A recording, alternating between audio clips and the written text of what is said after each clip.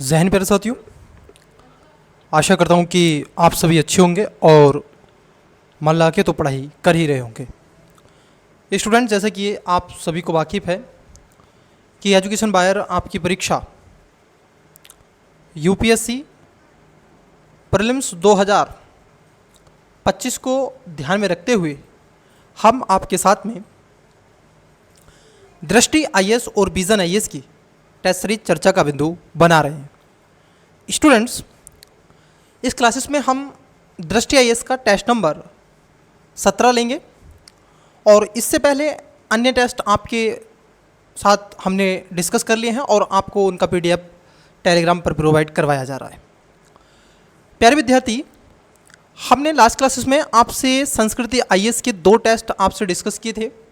एक टेस्ट हमने लिया था इकोनॉमी पे, तो दूसरा टेस्ट लिया था हमने ज्योग्राफी पे, क्योंकि यहाँ पर कुछ ऐसे कॉन्सेप्ट थे जो मैंने आपके साथ में डिस्कस किए, टेस्ट सीरीज में पूछे गए और मुझे लगता है कि आपको वो वीडियोज़ अच्छे लगे होंगे। और यदि आपने वो वीडियोज़ नहीं देखे हैं, वो क्लासेस अगर नहीं देखी हैं बच्चे, तो आप आवश्यक रूप से देख लीजिएगा। चलिए, समय ना गवाते हुए आज की क्लास का पहला क्वेश्चन लेते हैं, परंतु उससे पहले अगर आपने चैनल को सब्सक्राइब नहीं किया है तो कर लें, वीडियो को लाइक कर दें, जितना हो सके दोस्तों के साथ में शेयर कर दें और चैनल पर पहली बार आए हैं तो सब्सक्राइब कर लें। अगर आप पीडीएफ पाना चाहते हैं तो टेलीग्राम को ज्वाइन कर लें, जिसका लिंक डिस्क्रिप्शन में देके रखा है। आप इंस्टा पर भी फॉलो कर सकते हैं, एजुकेशन बायर सिविल सर्विस के नाम की आईडी है, ठीक है। अगर आपका कोई भी क्वेश्चन है तो आप कमेंट्स भी करके पूछ सकते हैं। तो चलिए, पहला क्वेश्चन आपकी स्क्रीन पर है और क्वेश्चन क्या है देखिए। पूछा गया है आपसे पॉलिटी से क्वेश्चन है, इसमें खासतौर पर पॉलिटी से क्वेश्चन आपसे पूछे जाएंगे, मैं आपको आगाह कर दूँ। और 30% मतलब कि आप देखोगे 30% आपका इसमें करंट अफेयर पूछा जाएगा। कई स्टूडेंट्स का क्वेश्चन अटेम्प्ट्स आप देखोगे लगातार अब उनको अच्छा महसूस होने लग रहा है कि हाँ सर ग्रोथ हुई है। क्योंकि कई बच्चों का आप देखोगे मैसेज आता है कि सर XYZ चीज़ें हैं। मैं हालांकि उनको प्राइवेसी उनका पूरी तरफ से ध्यान रखूँगा, बट अगर आपका कोई भी, क्योंकि कई बच्चों का मैसेज डेली बेसिस पे आ जाता है तो उनका डाउट रहता है तो वो सोल्व भी करते हैं। अगर आपका भी कोई डाउट है तो आप हमें मैसेज के माध्यम से, ठीक है, व्हाट्सएप पर बात कर सकते हैं।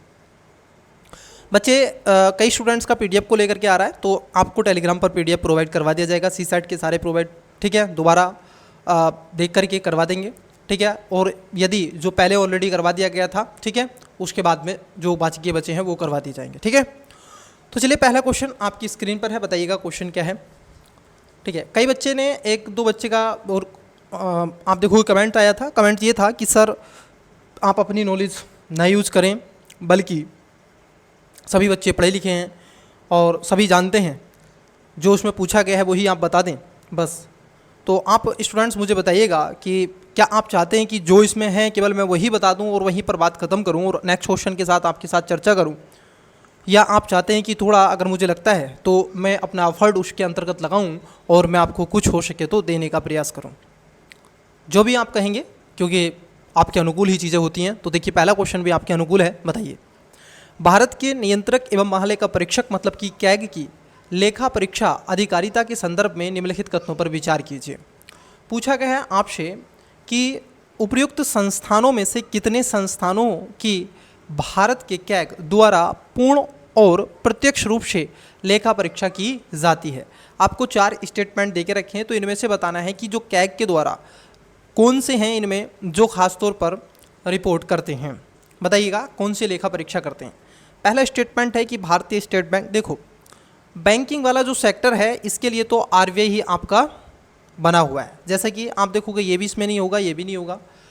भारतीय खाद्य निगम, अब देखो जो खाद्य निगम की अगर हम बात कर लें तो खाद्य निगम भी इसके अंतर्गत नहीं आता है, ठीक है, ये भी इसके अंदर नहीं आता है।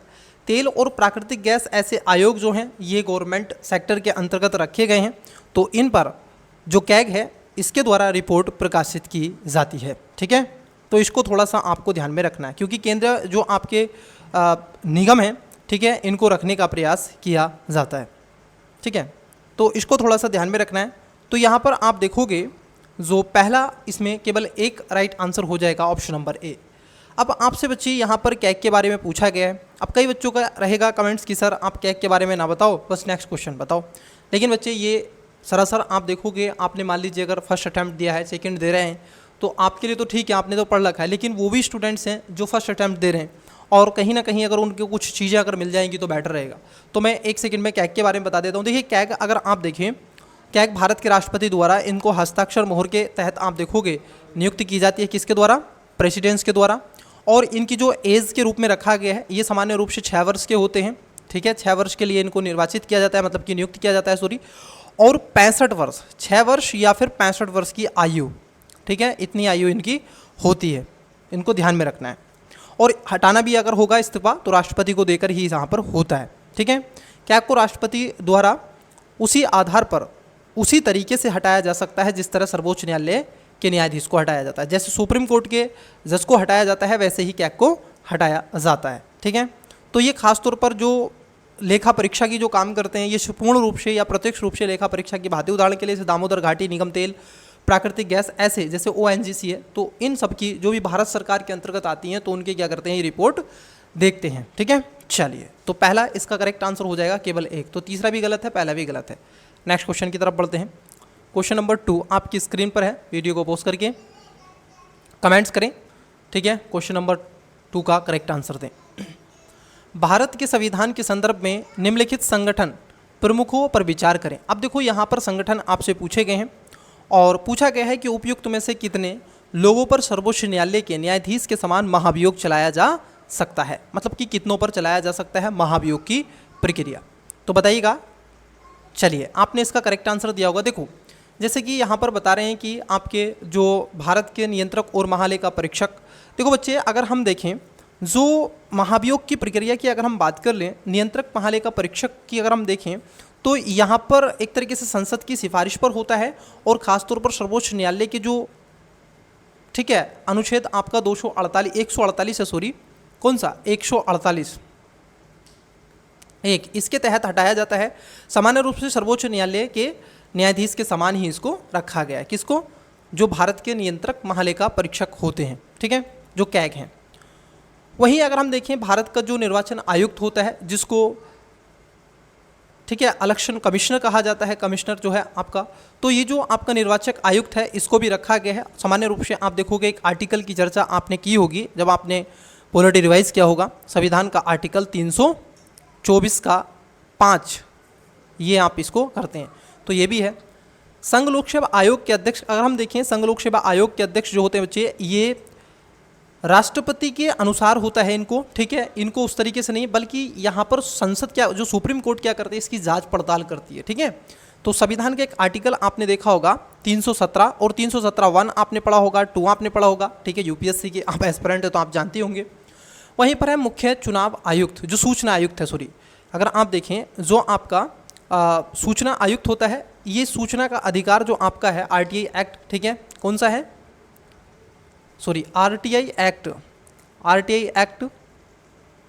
2005, इसके तहत इसको हटाया जाता है। तो यहाँ पर आप देखोगे कितने हैं, 1 और 2, केवल आपके 2 इसमें करेक्ट आंसर हो जाएगा, ऑप्शन नंबर हो जाएगा B. Got it. Next question है आपका 3 नंबर, वीडियो को पोस्ट करके question number 3 number right answer दें। भारत के विभिन्न भागों में रहने वाले निम्नलिखित समुदायों पर विचार करें। मतलब कि ये भारत के अलग अलग भागों में आपने देखे होंगे। उपयुक्त समुदायों में से किसे संविधान के अनुच्छेद 29(1) के तहत अपनी विशिष्ट भाषा, लिपि या संस्कृति के संरक्षण का अधिकार दिया गया है। स्टूडेंट्स, आपने फंडामेंटल राइट्स पढ़े हैं, जो कि संविधान के भाग नंबर 3 और आर्टिकल आप पढ़ते हैं 12 से 35 तक।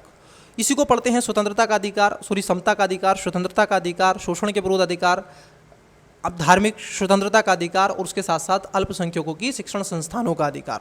तो जब आप आर्टिकल अल्पसंख्यक की बात करते हैं, माइनॉरिटी की बात करते हैं बच्चे, तो वहाँ पर खासतौर पर आप देखोगे संविधान का एक आर्टिकल आप पढ़ते हैं जिसको कहते हैं 29 से 30 का, और उस पर आपसे पूछा गया 30। तो 30 खासतौर पर यह प्रावधान करता है कि भारत के क्षेत्र या उसके किसी भी हिस्से में रहने वाले नागरिकों के किसी भी वर्ग की अपनी विशिष्ट भाषा, लिपि, संस्कृति, किसको ध्यान में रखना है, यहाँ पर 3 शब्द हैं, भाषा, लिपि, संस्कृति, ये तीनों शब्द इसमें खासतौर पर हैं, किसमें 29(1) में, इसको संरक्षण करने का अधिकार देता है।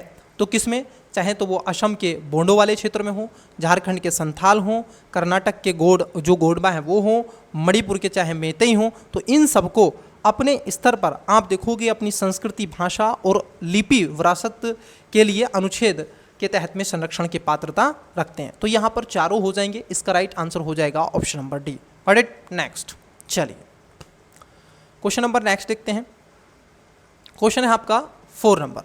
तो पहले क्वेश्चन देखते हैं, फिर उसके बाद में हम आपसे ऑप्शंस की तरफ चलेंगे। देखिए क्वेश्चन क्या है, जरा क्वेश्चन को समझते हैं। भारत के संविधान के अनुच्छेद 22 के संदर्भ में निम्नलिखित कथनों पर विचार करें। मैंने कहा देखो फंडामेंटल राइट से क्वेश्चन पूछा गया और संविधान का आपने आर्टिकल 22 जरूर पढ़ा होगा, ठीक है, क्या पढ़ा होगा, 22 जरूर पढ़ा होगा, जो कि कहता है कि व्यक्ति को सुरक्षा देता है, किससे, निवारक निरोध कानून के तहत गिरफ्तार का अभिरक्षा में इसको लाया गया है कि नहीं। तो यहीं से आपके लिए क्वेश्चन पूछा गया है। अब मुझे बताना 3 स्टेटमेंट है, जैसे कि पहला स्टेटमेंट पे कह रहे हैं आपसे, निवारक निरोध के तहत में अभिरक्षा में के लिए किए गए व्यक्ति को निरोध के आधार पर के बारे में सूचना नहीं किया जाएगा यदि वह सार्वजनिक हित के खिलाफ हो। ये बात क्या हो जाएगी आपकी, सही हो जाएगी। दूसरा स्टेटमेंट है कि संसद और राज्य विधान मंडल दोनों सार्वजनिक व्यवस्था के रखरखाव के लिए निवारक निरोध पर कानून बना सकते हैं।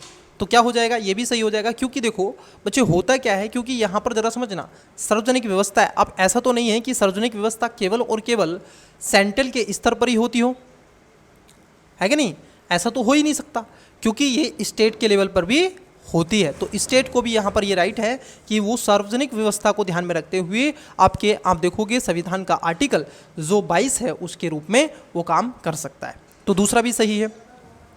तीसरे में कह रहे हैं आपसे कि 44वें संविधान संशोधन ने सलाहकार बोर्ड की समीक्षा के बिना हिरासत की अवधि को घटाकर 2 महीने कर दिया, लेकिन इस प्रावधान को अभी तक लागू नहीं किया गया। वीडियो को पॉज करके इसका करेक्ट आंसर दें। तो यहाँ पर आप देखोगे कौन सा सही है, आप इसका आंसर दें। चलिए तो बच्चे आप देखोगे यहाँ पर तीसरा स्टेटमेंट भी सही हो जाएगा। तो करेक्ट आंसर होगा ऑप्शन नंबर डी। क्या होगा बच्चे, डी होगा।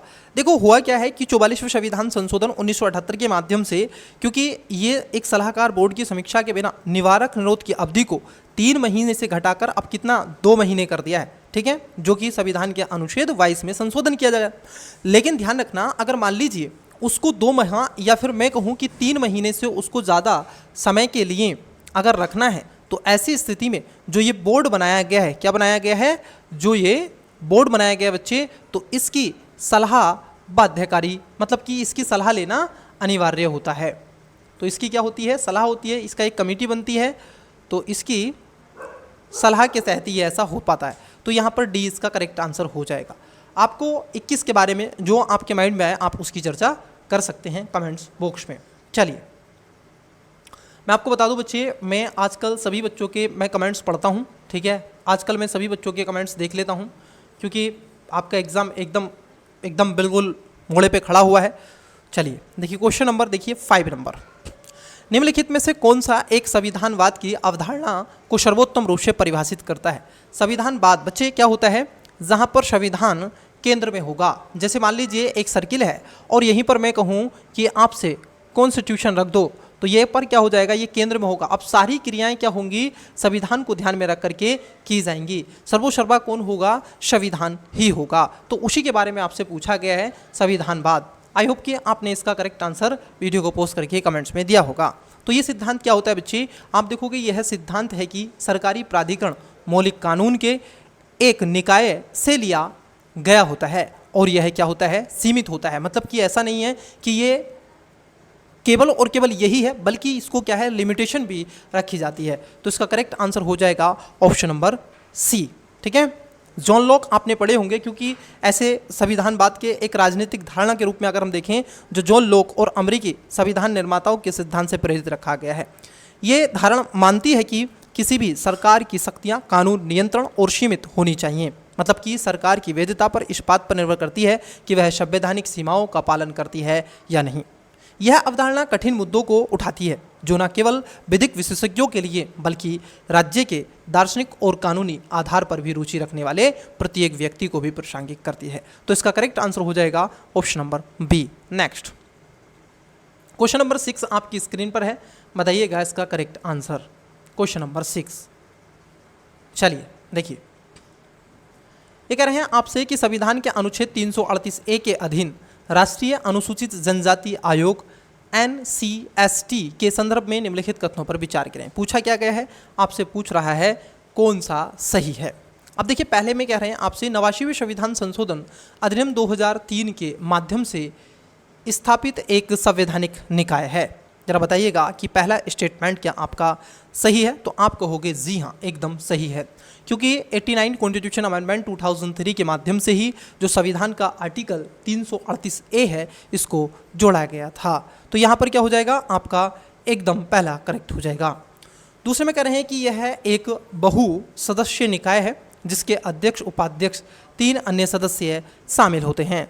अगर हम देखें दूसरे स्टेटमेंट की बात कर ले बच्चे, तो इसमें कौन कौन शामिल होते हैं इसके निकाय में, तो इसमें खासतौर पर सभापति होते हैं, उपाध्यक्ष और 3 अन्य सदस्य होते हैं।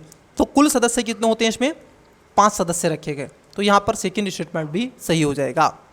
आयोग के पास शपथ के लिए किसी भी व्यक्ति को बुलाने और उसकी जांच करने की शक्ति होती है। जी हाँ, यहाँ पर आप देखोगे जो आयोग होता है इसको सिविल कोर्ट की शक्ति क्या है, दी गई हैं। किसकी शक्ति दी गई है बच्चे, सिविल कोर्ट की इसको क्या है, शक्तियां दी गई हैं। समझना, क्रिमिनल कोर्ट की शक्ति यहां पर नहीं दी है, कई बार कंफ्यूज हो जाता है। ठीक है, क्रिमिनल कोर्ट की शक्ति यहां पर नहीं है, बल्कि क्या है, सिविल कोर्ट की शक्ति यहां पर है। तो तीनों बातें क्या हो जाएंगी बच्चे, आपकी करेक्ट हो जाएंगी। तो राइट आंसर हो जाएगा option number C. Got it. चलिए नेक्स्ट क्वेश्चन। इंग्लिश वाले विद्यार्थी वीडियो को पॉज करके इसका करेक्ट आंसर देंगे। चलिए क्वेश्चन नंबर 1 और 4 को ठीक है एक साथ करेंगे, क्वेश्चन नंबर 2 और 5 को ठीक है एक साथ करेंगे। जैसे आपने वीडियो को पोस्ट किया है तो 2 को भी आपसे दो और आंसर, और आप 5 को भी पढ़ सकते हैं। उसके बाद 3 और 6 का एक साथ। ठीक है, चलिए नेक्स्ट क्वेश्चन देखिए, पूछा गया है राष्ट्रपति शासन के संदर्भ में, परंतु ये कथन कारण वाला क्वेश्चन है। आइए, आपको क्वेश्चन विजिबल हो रहा है, देखिए क्वेश्चन क्या है। क्वेश्चन है आपका, राष्ट्रपति शासन के संदर्भ में निम्नलिखित कथनों पर विचार करें। राष्ट्रपति शासन अभी कहाँ पर लगा हुआ है, मणिपुर में। ठीक है, कहाँ पर लगा हुआ है, मणिपुर में राष्ट्रपति शासन आपका लगा हुआ है। ठीक है, अब आपने पढ़ा होगा संविधान का भाग नंबर 18, और वहीं पर पढ़ा होगा संविधान के आर्टिकल। जब आप पढ़ते हैं बच्चे, आर्टिकल जब आप पढ़ते हैं 352 से 360, इसी के बीच में एक आर्टिकल आता है 356 जो राष्ट्रपति शासन से आप देखोगे संबंधित है, जिसको राज्य आपातकाल के नाम से भी जाना जाता है। अब पहले कथन में क्या कर रहे हैं, आइए देखते हैं, एक एक करके बात करते हैं। ये कह रहे हैं किसी राज्य में राष्ट्रपति शासन तभी लगाया जा सकता है जब राष्ट्रपति संतुष्ट हो जाए कि राज्य में शासन संविधान के प्रावधानों के अनुसार संचालित नहीं किया जा सकता। अब देखो, ऐसी स्थिति में अगर राष्ट्रपति को ये वास्तविक रूप से लगने लगे तो उस स्थिति में राष्ट्रपति आप देख लोगे क्या करेगा, राष्ट्रपति शासन लगा देगा जो राज्य। ठीक है, वही दूसरा कथन है कि राष्ट्रपति शासन केवल, समझना यहाँ पर ओनली शब्द की बात की गई बच्ची, केवल राज्य के राज्यपाल द्वारा अनुशासित किए जाने के बाद ही लगाया जा सकता है। बच्चे दूसरा जो कथन है ये आपका गलत हो जाएगा, क्योंकि आप देखोगे राष्ट्रपति शासन के लिए ना केवल राष्ट्रपति राज्यपाल ही डिपेंडेंस नहीं होती है उसकी, बल्कि अगर उसको अन्य सोर्स से भी पता चलता है या फिर सेल्फ भी अगर वो जानकारी जुटा ले तब भी वो क्या कर सकता है, राष्ट्रपति शासन लगा सकता है। तो यहाँ पर जो सेकेंड स्टेटमेंट है बच्चे वो गलत हो जाएगा, पहला स्टेटमेंट सही हो जाएगा। तो इसका करेक्ट आंसर क्या होगा, आइए देखते हैं। देखिए बच्चे, यहाँ पर आपसे पूछा गया है, पहले में ऑप्शंस में कह रहे हैं दोनों कथन सही है, नहीं बच्चे इसमें एक सही है एक गलत है। यहाँ पर क्या है, दोनों सही है, नहीं बच्चे ये भी गलत है। पहला सही है किंतु दूसरा सही नहीं है, मतलब कि सी इसका करेक्ट आंसर हो जाएगा। Got it. Next question number 8 आपकी स्क्रीन पर आपको विजुअल हो रहा है, बताइएगा आंसर। भारत में महत्वपूर्ण निकायों के संदर्भ में निम्नलिखित युगों पर विचार करें। अब यहाँ पर आपसे निकाय पूछ ले गए हैं और उसके अध्यक्ष के बारे में चर्चा की गई है और पूछा गया है कितने सही सुमेलित हैं। देखिए यहाँ पर कहा गया है राष्ट्रीय हरित जो आपका अधिकरण होता है, नेशनल ग्रीन ट्रिब्यूनल। अब यहाँ पर क्या है कि भारत के मुख्य न्यायाधीश क्या इसके आप देखोगे जो अध्यक्ष होते हैं, तो आपका आंसर आना चाहिएगा जी नहीं। इसके अध्यक्ष एक व्यक्ति जो सर्वोच्च न्यायालय या उच्च न्यायालय या फिर आप देखोगे मुख्य न्यायाधीश हो, वो हो सकता है, लेकिन ऐसा नहीं है कि भारत के मुख्य न्यायाधीश होते हैं। अगर उसमें से कोई भी हो तो वो इसका आप देखोगे होगा, क्योंकि न्यायिक सिद्धांत से जुड़ा हुआ मामला है तो खासतौर पर इस पे न्यायिक सिद्धांत वाले व्यक्ति को रखा है। तो भारत के मुख्य न्यायाधीश नहीं, बल्कि इसके साथ साथ आप देखोगे कौन, सर्वोच्च न्यायालय के ठीक है मुख्य न्यायाधीश, उच्च न्यायालय के मुख्य न्यायाधीश जो भी हो शामिल इसमें हो सकते हैं। ठीक है, तो पहला इसमें गलत है। दूसरे में कह रहे हैं कि राष्ट्रीय आपदा जो प्रबंधन है आपका प्राधिकरण, नेशनल, ठीक है, ये आपका जो आपका NDMA के बारे में है, नेशनल डिजास्टर मैनेजमेंट जो आपकी अथॉरिटी है, तो इसके जो अध्यक्ष होते हैं बच्चे, इसके अध्यक्ष होते हैं कौन, प्राइम मिनिस्टर होते हैं। तो यहाँ पर दूसरा स्टेटमेंट एकदम सही हो जाएगा। और ये लाया गया था आपका 2005 में। याद कीजिए 2004 की सुनामी भारत में आई थी कि नहीं, कहाँ पर आई थी, आपने ऑब्जर्व किया होगा। ये जो इधर आपका बंगाल की खाड़ी वाला रीजन है, अंडमान निकोबार, याद है कोई इंदिरा पॉइंट नाम का कोई बिंदु याद है निकोबार में, तो वहीं पर वो आज तक नहीं उभर पाया है क्योंकि इतना पानी 2004 में आ गया। तो तभी हमने नेशनल डिजास्टर जो आपका डिजास्टर मैनेजमेंट ठीक है लेकर के आए थे 2005 का, तो हमने इसको स्थापित किया। तो यहाँ पर आप देखोगे दूसरा स्टेटमेंट एकदम सही है। वहीं अगर तीसरे स्टेटमेंट की बात कर लें, राष्ट्रीय महिला आयोग, नेशनल कमीशन ऑफ वुमेन, केंद्रीय महिला एवं बाल विकास मंत्री। देखो बच्चे यहाँ पर जो तीसरा स्टेटमेंट है ये आपका गलत है, क्योंकि इसमें केंद्र सरकार द्वारा एक नियुक्ति की जाती है व्यक्ति की, वो इसके अंतर्गत होता है। अब उसमें केंद्रीय महिला बाल विकास मंत्री नहीं होता है। ठीक है, इसको ध्यान में आपको रखना है। चलिए, तो यहाँ पर कितने सुमेलित हैं, तो यहाँ पर केवल एक सुमेलित है, मतलब कि केवल दूसरा सुमेलित है, पहला और तीसरा गलत है। नेक्स्ट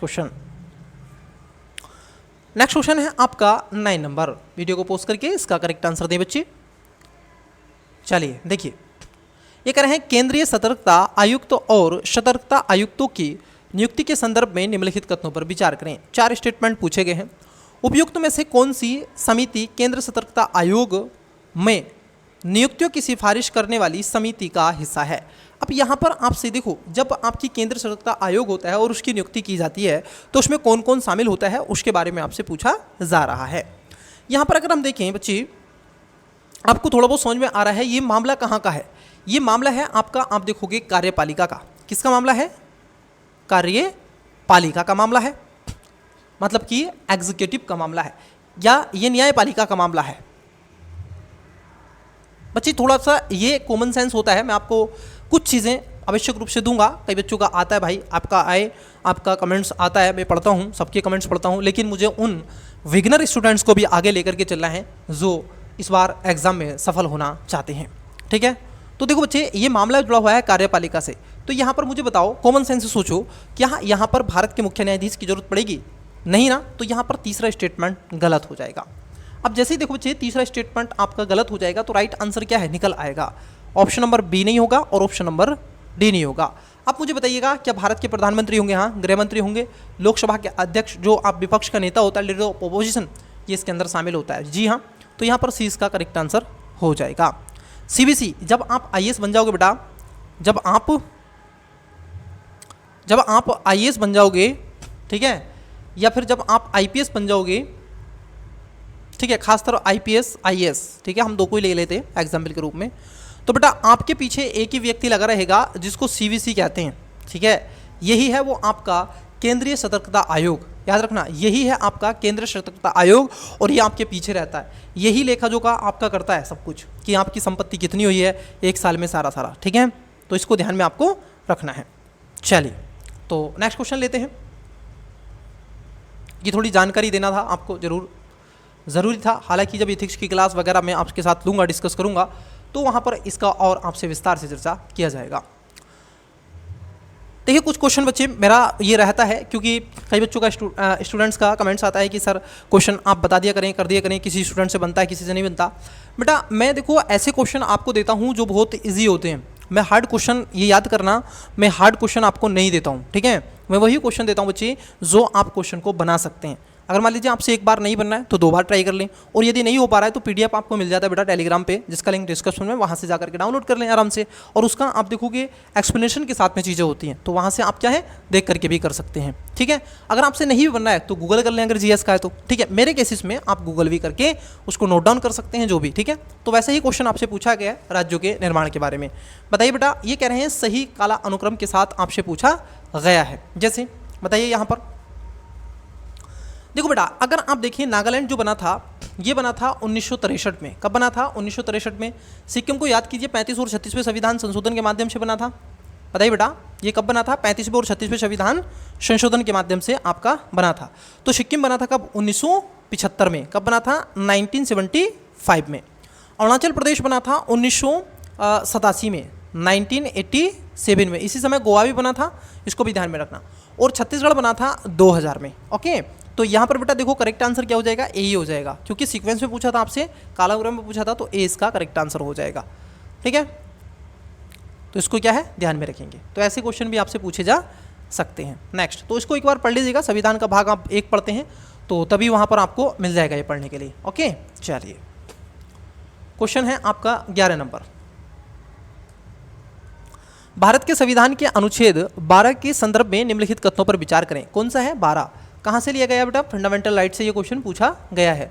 और इसमें 12 में जो आर्टिकल में कहा गया है, स्टेट के बारे में आपकी चर्चा की गई है, स्टेट की डेफिनेशन के बारे में कहा गया है। खासतौर पर जब आप पॉलिटी पढ़ते हैं तो 3-4 तत्वों के बारे में चीज़ें बताई जाती हैं बेटा, जो आपके आप देखोगे राज्य की परिभाषा को कहता है। उसमें क्या क्या है याद होगा आपको? लैंड होता है, ठीक है, मतलब कि वहाँ की भूभाग होना चाहिए, एक पॉलिटिशियन पार्टी होनी चाहिए, उसके साथ साथ वहाँ पर जो पॉपुलेशन है जनसंख्या होनी चाहिए, और एक संप्रभुता मतलब कि सोवरेनी होना चाहिए। तो LPPS आपका होना अनिवार्य होता है। जब आप पढ़ते हैं तो ये बहुत ही महत्वपूर्ण तथ्य होते हैं एक राज्य के लिए।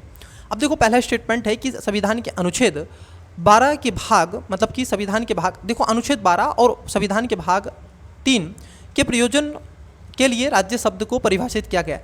देखो बेटा, यहाँ पर जो पहला स्टेटमेंट है एकदम सही है, क्योंकि राज्य को परिभाषित करने के लिए मौलिक अधिकार की भी चर्चा की गई है। वैसे ही अगर आप इसको इंटरलिंकिंग करके पढ़ते हैं तो एक DPSP में एक आर्टिकल मिलेगा आपको जब आप पॉलिटी रिवाइज करोगे, आर्टिकल 36, तो उसी पर है वो भी बिल्कुल। दूसरा है कि संविधान के अनुच्छेद 12 के तहत राज्य की परिभाषा के तहत न्यायपालिका स्पष्ट रूप से उल्लेख किया गया।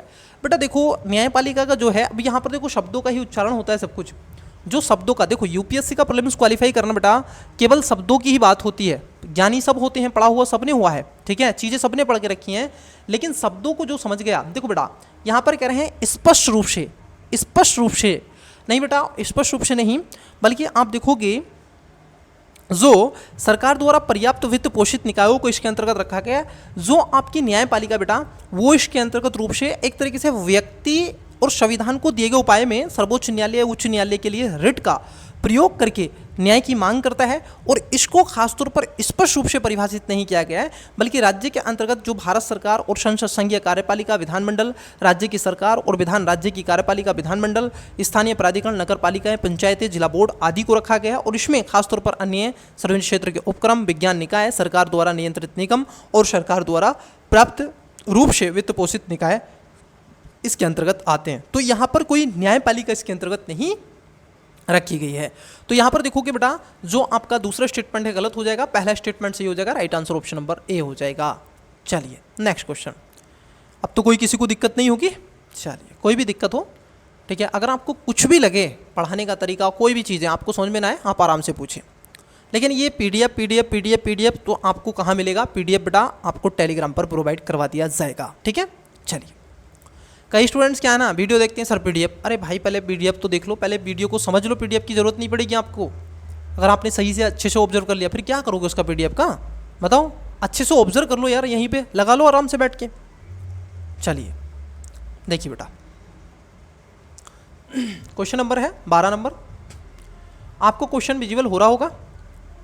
देखिए क्या कह रहे हैं आपसे, भारत में महत्वपूर्ण संवैधानिक निर्णयों के संदर्भ में आपसे पूछा गया, मतलब कि कुछ ऐसे निर्णय रहे हैं जो संविधान के विशेषज्ञों के रूप में जाने जाते हैं। तो देखो पहला स्टेटमेंट है, जैसे ये कह रहे हैं कि IR कोहिलो बनाम तमिलनाडु राज्य। अब ये जो डिसीजन हुआ था बच्चे, ये 24 अप्रैल, जो आप देखोगे 1973 में ये हुआ था। हालांकि जो आपका AR कोलियो जो मामला था ये तमिलनाडु का 2007 में हुआ था। कब हुआ था? 2007 में हुआ था। लेकिन यहाँ पर आप देखोगे वर्ष 1973 के बाद 9वीं अनुसूची के तहत कानून न्यायिक समीक्षा के अधीन होंगे। इसने कहा था कि जो भी 9वीं अनुसूची में प्रावधान रखे गए हैं आपके, और याद कीजिए केशवानंद भारती बनाम, ठीक है, केरल 24 अप्रैल 1973 के बाद में, तो यहाँ पर कहा था सुप्रीम कोर्ट ने इस IR कोलहिलो बनाम तमिलनाडु, ठीक है, करते ना कोलहिलो, तो इसके तहत ही क्या है, जो 9वीं अनुसूची के अंतर्गत कोई भी अगर कानून सरकार जोड़ेगी तो वो किसके अंतर्गत आएंगे, वो जुडिशरी रिव्यू के तहत आएंगे, उसकी जुडिशरी रिव्यू कर सकती है। तो पहला स्टेटमेंट एकदम सही है। गोखल बनाम आप देखोगे, जो गोखल बनाम पंजाब राज्य का जो मामला हुआ था, ये हुआ था बेटा, कब हुआ था? 1967 में हुआ था, 1967 में। अब इसमें आप देखोगे कहा था कि संसद मूल अधिकारों में संशोधन नहीं कर सकती, इसमें ये बात कहा था, जिसे संविधान के अनुच्छेद 368 के तहत इसकी शक्ति सीमित हो जाती है। और केशवानंद भारती मामले में इसको खारिज करते हुए कहा था कि इसमें संशोधन कर सकती है लेकिन बेसिक स्ट्रक्चर में नहीं कर सकती। तो दूसरा भी सही हो जाएगा। तीसरा है मिनिमम मिल्स बनाम भारत संघ। बेटा ये जो हुआ था केस, ये हुआ था आपका 1980 का। कब हुआ था? 1980 का। और यहाँ पर कहा गया था कि सीमित संशोधन शक्ति मूल अधिकार की संरचना का भाग है। मतलब ये हुआ कि केशवानंद भारती मामले में मूल सिद्धांत की संरचना को आप देखोगे पुनः पुष्टि की गई थी और माना गया कि संविधान में संशोधन सीमित शक्ति रूप से संविधान की मूल विशेषता है। क्या है? कि संशोधन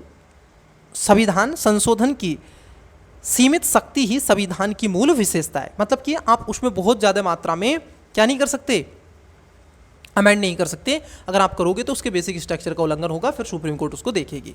फिर उसके बाद में है चौथा स्टेटमेंट, ये कह रहे हैं कि आपसे कि होलोहन जो आपका बनाम जाचिलू मामला था, ये 1992 का मामला था बेटा, ठीक है। और खासतौर पर ये जो मामला जुड़ा हुआ था, ये कह रहे हैं कि 10वीं अनुसूची के तहत अध्यक्ष का निर्णय अंतिम और न्यायिक समीक्षा से परे होगा। बेटा देखो, आप अगर देखे होंगे तो किहोतो होलोहन इस मामले में जो आपका जाचिलू है 1992 का, तो इसमें कहा था स्वयं सुप्रीम कोर्ट ने कि अध्यक्ष का निर्णय न्यायिक समीक्षा के अधीन होगा। कहाँ होगा? ये सब जुडिशरी रिव्यू के तहत होगा बेटा, क्योंकि उसकी जो प्रकृति रही है, उसका प्रोसेस क्या रहा है, उसमें कौन से, क्योंकि जो आप देखो कि कार्यपालिका होती है ये क्वासी जुडिशरी की भूमिका भी निभाती है। तो ऐसी स्थिति में लेकिन संकीर्ण आधार पर जो दुर्भावना या फिर संवैधानिक प्रक्रियाओं का अगर उल्लंघन किया है तो उस स्थिति में उस पर काम कर सकती है। तो यहाँ पर बेटा चौथा स्टेटमेंट क्या हो जाएगा आपका? गलत हो जाएगा। तो 12 का 1, 2, 3 इसका करेक्ट आंसर क्या होना चाहिए था? इसमें कितने सही पूछे हैं बेटा? तो सी इसका राइट आंसर हो जाएगा। ओके, चलिए नेक्स्ट क्वेश्चन लेते बेटा। देखो क्वेश्चन है आपका 13 नंबर। आपको क्वेश्चन विजुअल तो हो रहा होगा, चलिए नहीं हो रहा है तो विचार करते हुए चलेंगे, एक एक स्टेटमेंट पढ़ाते चलेंगे आपको। देखिए ये कह रहे हैं निम्नलिखित में से कौन सा विकल्प हाल ही में जन समाचारों में देखे गए चक्रीय प्रवासन, मतलब कि एक तरीके से सर्कुलर जो आपका माइग्रेशन बेटा, ये पद किससे संबंधित है और इसका सर्वोच्च रूप से वर्णन कौन सा करता है? वीडियो को पोस्ट करके इसका राइट आंसर की कोशिश करें बेटा, ठीक है, तभी आप क्वेश्चन को अटेम्प्ट कर सकते हैं। चलिए आपने इसका राइट आंसर दिया होगा। देखो बेटा ये जो आपका सर्कुलर माइग्रेशन है, ये जो चक्र आप प्रवासन रखा गया है, ये खासतौर पर ऐसी स्थिति को संदर्भित करता है। ये जब श्रमिक क्या करते हैं, एक अवधि के लिए, मान लीजिएगा ये इंडिया है, आपका प्यारा भारत है, और मान लीजिए यहाँ पर एक एक्स कंट्री है। अब भारत से लोग क्या जा रहे हैं, इस एक्स कंट्री में जा रहे हैं जो श्रमिक हैं, ठीक है। अब यहाँ पर इन्होंने क्या कर ली है, स्किल वगैरह सीख ली है, या फिर कोई नॉलेज सीख ली है, या फिर कुछ भी इन्होंने लैंग्वेज सीख ली है या जो भी, और फिर उसके बाद में ये क्या करके अपने देश में पुनः आगे भारत में, तो इन्हीं को कहा जाता है। मतलब कि एक मॉडल जहाँ श्रमिक निश्चित अवधि के रोजगार के लिए विदेश जाते हैं और उन्नत कौशल के साथ वापस लौटते हैं। तो यहाँ पर क्या हो जाएगा बेटा?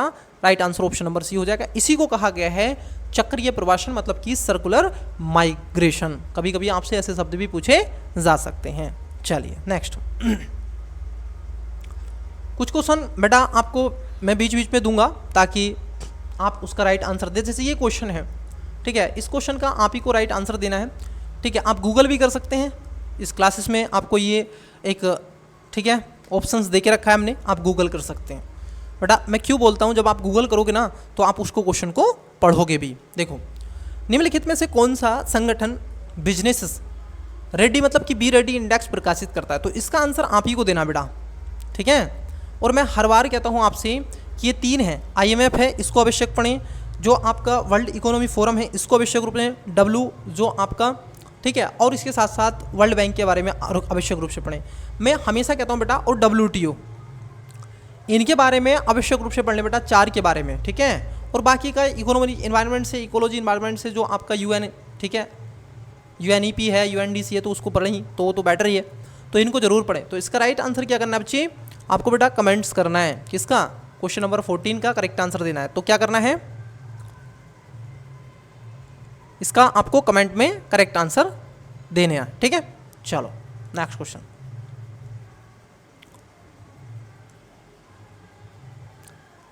चलिए बेटा, देखो थोड़ा आपको अगर किसी प्रकार का साउंड आ रहा हो, ठीक है, तो एक्चुअल में क्या है कि मैरिज है मेरे पास में, तो पड़ोस में ही, ठीक है, तो इसलिए शायद वहाँ से थोड़ी सी वॉइस आपको आ सकती है, ऐसे साउंड वगैरह।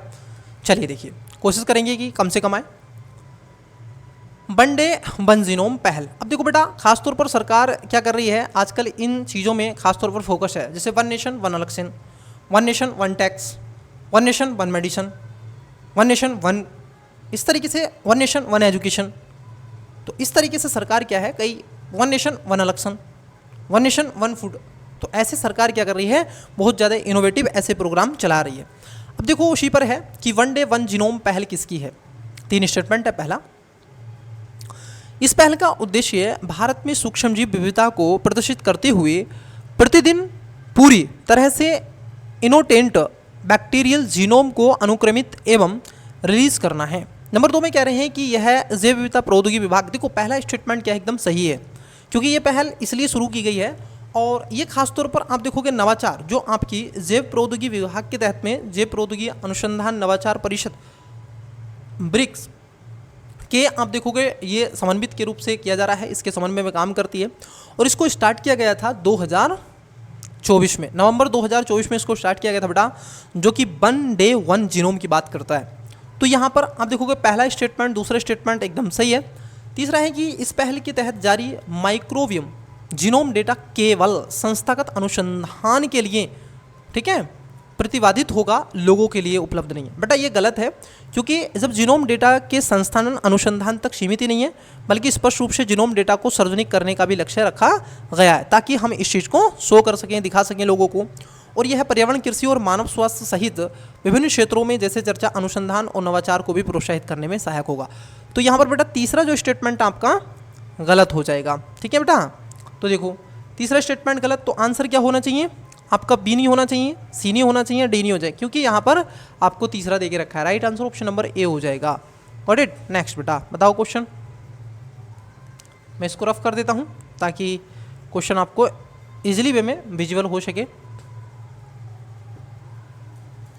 बताइएगा 16 नंबर, इंटरनेशनल कोऑपरेटिव अलायंस के बारे में क्वेश्चन है, और ये बेटा चर्चाओं में रहा है, ठीक है। चलिए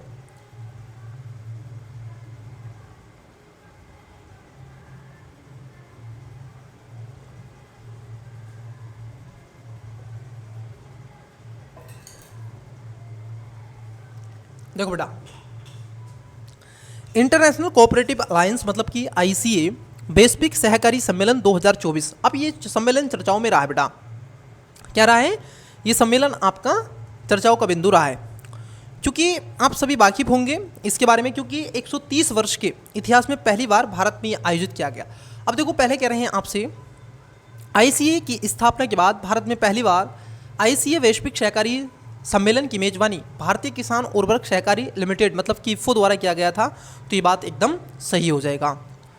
भारत ने सामाजिक समावेशन को बढ़ावा देने में सहकारी समितियों की प्रवर्तनकारी भूमिका को रेखांकित करने के क्रम में इस सम्मेलन में संयुक्त राष्ट्र अंतर्राष्ट्रीय सहकारी वर्ष 2025 को घोषित किया है, मतलब कि इसकी लॉन्च करने का प्रयास किया है। तो यहाँ पर आप देखोगे सेकंड भी सही है, तो दोनों बातें यहाँ पर सही है बेटा। अब मुझे आपको बताना है, आप क्या करेंगे, कमेंट्स में एक बात आप देंगे ज़रूर, आपको ये क्या है इसका कमेंट में आपको राइट आंसर देना है। आपको बताना है कि संविधान के किस आर्टिकल में, 2 आर्टिकल है बच्चा, 1 आर्टिकल और 2 आर्टिकल, आपको इनका नाम बताना है, किस किस में आपके कोऑपरेटिव, ठीक है, की चर्चा की गई है, सहकारी संघवाद की बात की गई है, ठीक है, कोऑपरेटिव सोसाइटी की बात की गई है। आपको ये बताना है किसकी बात की गई है, जो आपकी सहकारी समितियां हैं, तो उसके बारे में आपको बताना है। तो यहाँ पर दोनों बातें सही हैं, सी इसका राइट आंसर हो जाएगा बेटा। ठीक है, चलिए जो मैंने क्वेश्चन पूछा है उसका राइट आंसर आवश्यक दें। सहकारी समितियाँ भारत के संविधान के अनुच्छेद किस में है? इंग्लिश वाले विद्यार्थी आप 14 का राइट आंसर देंगे वीडियो को पॉज करके, और 12 नंबर भी पढ़ लेंगे आसानी से। 12 के फिर यहाँ पर दे देंगे और 15 का क्वेश्चन का अटेम्प्ट करके राइट आंसर दें।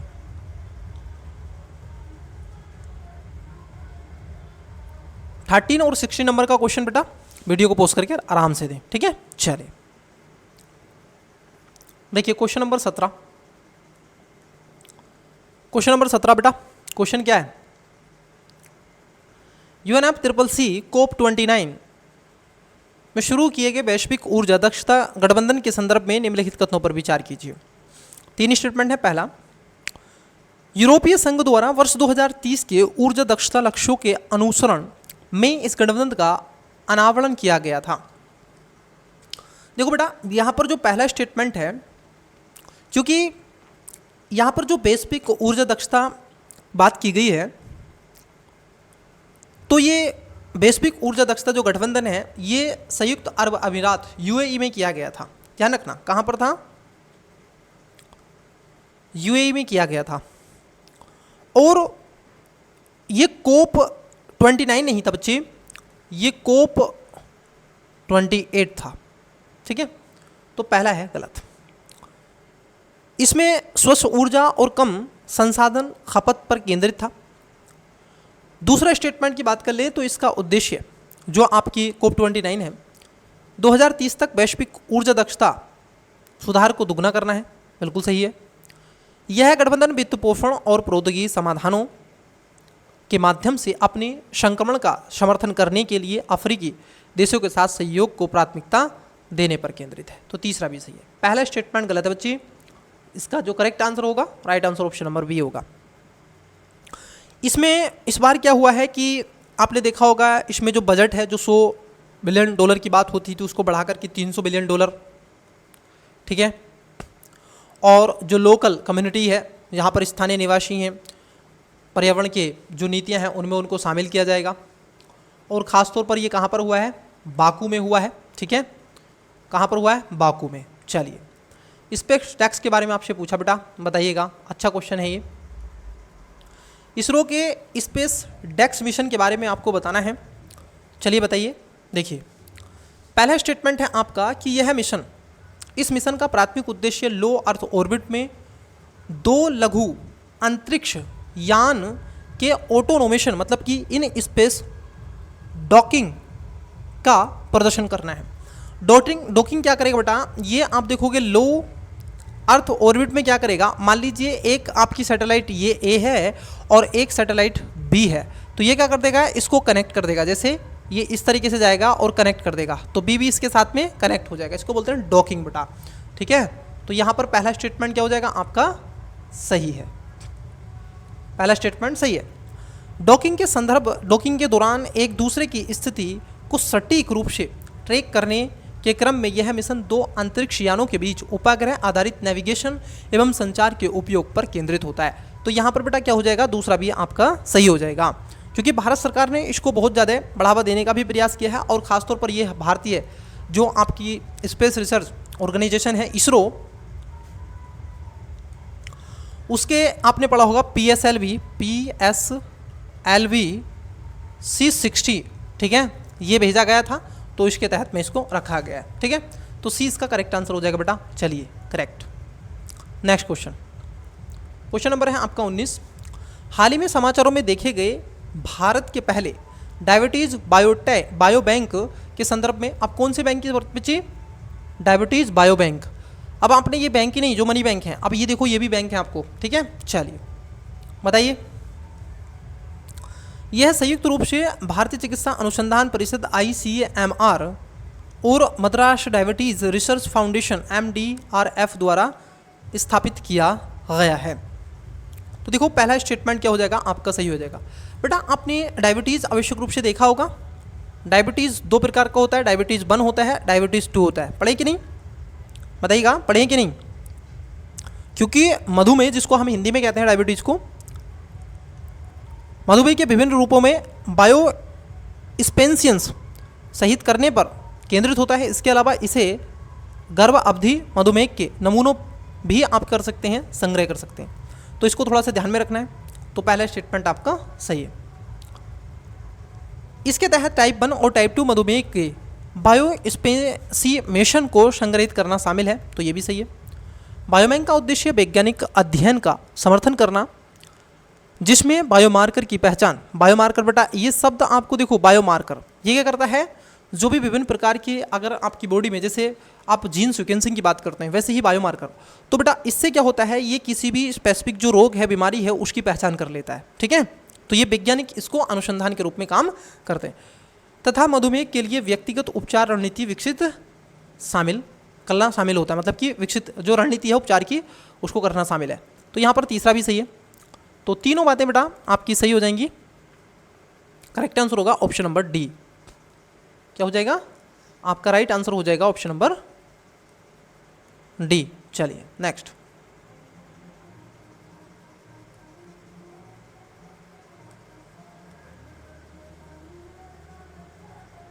हाल ही में समाचारों में देखी गई नाचका लाइंस निम्नलिखित में से किससे संबंधित है। अब यहाँ पर बेटा देखो आपसे क्या कह रहा है, ये कह रहे हैं नचका लाइंस। यहाँ पर वो प्लेट नहीं है जो मैंने अभी लास्ट क्लास में जो आपका टेस्ट हुआ था संस्कृति आईएएस का, हमने ज्योग्राफी का, वहाँ पर मैंने पार्ट नंबर 1 में बताया था। ठीक है, कोकस, नचका जो आपकी छोटी प्लेटें हैं। ठीक है, अब लेकिन ये जो है आपका नजाका जो लाइंस है, इसके बारे में आपसे पूछा गया है। ठीक है, क्या है नजाका लाइंस, बताओ बेटा ये क्यों चर्चाओं में रहा था। देखिए हुआ क्या था, आपको बता दें कि नजाका जो लाइन है, ये जियोग्लिफ्स का एक महत्वपूर्ण एक समूह का पत्थर, बजरी और काष्ठ जैसे भू दृश्य के तत्वों का उपयोग करते हुए रचनाकारों को और खासतौर पर जमीन पर किए गए थे बड़े डिजाइन हैं, जो लगभग पेरू से लगभग 400 किलोमीटर दक्षिण में स्थित हैं। ठीक है, तो यहाँ पर पेरू में प्राचीन इंका पूर्व सभ्यता द्वारा बनाई गई भूमिगत जियोग्लिफ्स ये देखने के लिए आपको मिलेंगे। ठीक है, और लगभग माना जा रहा है कि ये है 2000 साल पुराने हैं। ठीक है, और इसके ये रेखाएं खासतौर पर ट्रेपोजाइट्स, सर्पिल, सेलीवध, पक्षियों और जानवरों व अमूर्त पैटर्न को दर्शाती हैं। तो सी इसका करेक्ट आंसर हो जाएगा। नेक्स्ट बेटा, चलिए क्वेश्चन क्या है, निम्नलिखित में से कौन हाल ही में शुरू की गई DXEDGE पहल का उद्देश्य सटीक वर्णन करता है। अब यहाँ पर कुछ ऑप्शंस हैं आपके समक्ष, बताओ राइट आंसर दो। इसको बोलते हैं डिजिटल एक्शन, मतलब कि परिवर्तन, माध्यम से उत्कृष्टता एवं विकास को सशक्त बनाना। बताइएगा इसका राइट आंसर। ये खासतौर पर MSME को प्रौद्योगिकी प्रदाताओं को एक तरीके से शिक्षण संस्थानों के साथ जोड़ करके डिजिटल परिवर्तन को बढ़ावा देना है। तो यहाँ पर राइट आंसर हो जाएगा ऑप्शन नंबर सी। और ये किससे जोड़ने का प्रयास कर रहे हैं, ये AI से जोड़ने का प्रयास किया जा रहा है। ठीक है, सार्वजनिक पहल निजी और शिक्षण क्षेत्रों के बीच में तालमेल को बढ़ावा देगा और MSME सशक्तिकरण को बजट 2025 में आवंटन द्वारा भी समर्थित सरकार द्वारा व्यापक प्रयासों का हिस्सा है। तो ये भी थोड़ा सा ध्यान में आपको रखना है। तो सी इसका राइट आंसर हो जाएगा।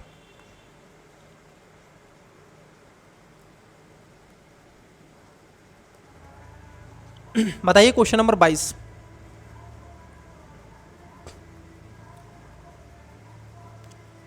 नंबर, राष्ट्रीय कर्मयोगी जन सेवा कार्यक्रम। कई बार आपसे राष्ट्रीय कर्मयोगी जो आपका प्रोग्राम है उसके बारे में पूछ लेता है, तो वैसे ही आपसे ये पूछा गया। बताइएगा बेटा। देखिए यह कार्यक्रम क्षमता निर्माण आयोग द्वारा शुरू किया गया है। इसका उद्देश्य केंद्र सरकार के कर्मचारियों के बीच में लोक सेवा के उत्तरदायित्व की भावना को बढ़ावा देना है। जब आप जाओगे तो आपकी रिस्पॉन्सिबिलिटी को और बढ़ाएगा। नेशनल जो आपका कर्मयोगी जन सेवा कार्यक्रम है, ये बहुत ही ज़्यादा स्तर पर अच्छे से डेप्थ में काम कर रहा है। आयुष मंत्रालय ने कार्यक्रम के उद्घाटन सत्र की मेजबानी की, जिसमें पारंपरिक चिकित्सा और नागरिक कल्याण को बढ़ावा देने के अपने व्यापक जनादेश के साथ पहल को जोड़ा गया है। तो यहाँ पर आप देखोगे दोनों बातें सही हैं, आयुष मंत्रालय के तहत इसको रखा गया है। ठीक है, ये कार्यक्रम एक तरीके से टीम वर्क के रूप में प्रेरणा, नेतृत्व और उदाहरणों पर ध्यान केंद्रित करेगा। इससे इंटरेक्टिव और प्रारूपों का भी उपयोग करेगा। कर्मयोगी जो आपका मिशन कर्मयोगी का एक यही हिस्सा है, आपने पढ़ा होगा मिशन कर्मयोगी, ये पढ़ा है, तो उसी का एक हिस्सा है जो भविष्य के लिए तैयार नागरिक केंद्र प्रशासनिक जो व्यवस्था स्थापित करने के लिए भारत का महत्वाकांक्षी लोक सेवा सुधार है, जिसको मिशन कर्मयोगी कहते हैं। जब आपसे एथिक्स का पेपर पूछे तो उसमें आप इसका यूज कर सकते हैं। ठीक है, तो इसका राइट आंसर सी हो जाएगा, दोनों बातें यहाँ पर सही हैं। इंग्लिश वाले बच्चों, मेरे प्यारे विद्यार्थी, वीडियो को पोस्ट करिए। Question number 17, 20, 18 and 21, 19 and 22। Okay, चलो इतनी आप मेरी मदद कर लो बेटा, क्योंकि अब देखो मैं अगर दोनों जगह समझाने लग जाऊंगा तो टाइम टेकिंग चीज़ें हो जाएंगी, है ना। तो इसलिए मैंने क्या किया है, आपको थोड़ा सा मैं समझा हिंदी में रहा हूँ, बट आपको इंग्लिश में वो पढ़ लेना है क्वेश्चन। AQI इन द्वारा विश्व वायु गुणवत्ता जो air quality index in India का है, अब 2024 में, ठीक है, इसकी एक रिपोर्ट के तहत कुछ चीज़ें रही हैं। आपने देखा होगा एयर क्वालिटी इंडेक्स में भारत की जो स्थिति क्या है, आप सभी जानते ही हैं। ठीक है, रिपोर्ट के अनुसार एशिया ने वर्ष 2024 में अच्छी श्रेणी में AQI स्तर वाले शहरों को सबसे अधिक संख्या दर्ज की गई है। देखो बेटा, जो पहला अगर स्टेटमेंट की बात कर लें, क्योंकि ये WHO के दिशा निर्देश के तहत ये काम करता है, एशिया में उच्चतम AI जो आपका स्तर दर्जा किया गया, न कि अच्छी श्रेणी का सबसे ज़्यादा शहर। ठीक है, वास्तव में एशिया में शहरों की हम बात कर लें तो 60% एशियाई शहर अच्छी श्रेणी में कितने हैं, लगभग आपके 68% हैं। कहाँ पर मिलेंगे ये आपको, एशिया। ठीक है, जो AQI को दर्ज किए हुए हैं, जो खराब वायु गुणवत्ता का संकेत देता है। ठीक है, तो यहाँ पर आप देखोगे ये गलत है। अच्छा मतलब कि क्या होगा, अच्छा बहुत अच्छा मतलब कि लगभग 90 तक पहुँचे, 80-85 तक पहुँचे, 95 तक पहुँचे, तब तो अच्छा है। 100 तो कोई नहीं पहुँचता है, 100 नंबर ये ऐसा है, कभी भी कोई संख्या अपने आप में 100 नहीं होती है, ध्यान रखना बेटा। 100 तो आप कर ही नहीं सकते कुछ भी, आप कह रहे हैं 100% प्योर कर दूँ, नहीं हो सकता। 100% मैं उसको दे दूंगा, नहीं दे सकते। दूसरा स्टेटमेंट है कि ओशिनिया को विश्व स्तर पर सबसे कम प्रदूषित महाद्वीप के रूप में स्थान दिया गया था। इसके आधे से अधिक शहर WHO के वार्षिक PM 2.5 दिशा निर्देशों को पूरा करते हैं। तो दूसरा जो स्टेटमेंट है बेटा, ये आपका सही हो जाएगा। ठीक है, और इसमें खासतौर पर 54.5% शहर PM 2.5 और WHO के वार्षिक रिपोर्ट के अनुसार 100% शहर अच्छे, आप देखोगे AQI श्रेणी में दर्ज किए गए हैं। किसके, ओशिनिया के। AQI के मामले में विश्व के सभी शीर्ष 10 शहर सबसे प्रदूषित शहर भारत में स्थित है। मतलब कि देखो बेटा, ये भी स्टेटमेंट एकदम सही है, क्योंकि सबसे जो बुरी स्थिति में प्रदूषित जो शहर हैं उसमें से 10 शहर भारत में है एशिया के। ठीक है, तो यहाँ पर कितने हो जाएंगे, 2। कौन कौन से 10 शहर हैं, अगर उसका नाम तो खैर आपको नहीं मिलेगा, आप अगर पढ़ लेंगे वहाँ से सर्च करके तो आपको मिल जाएगा। ठीक है, हालांकि इस पर नहीं मिलता है। ठीक है, तो इसको थोड़ा सा ध्यान में आपको रखना है। चलिए नेक्स्ट क्वेश्चन देखते हैं। एक बार इसको गूगल कर लेंगे तो आपको सारी चीज़ें वहाँ से मिल जाएंगी। प्रधानमंत्री इंटर्नशिप योजना PMIS के संदर्भ में आपसे पूछा गया क्वेश्चन नंबर 24।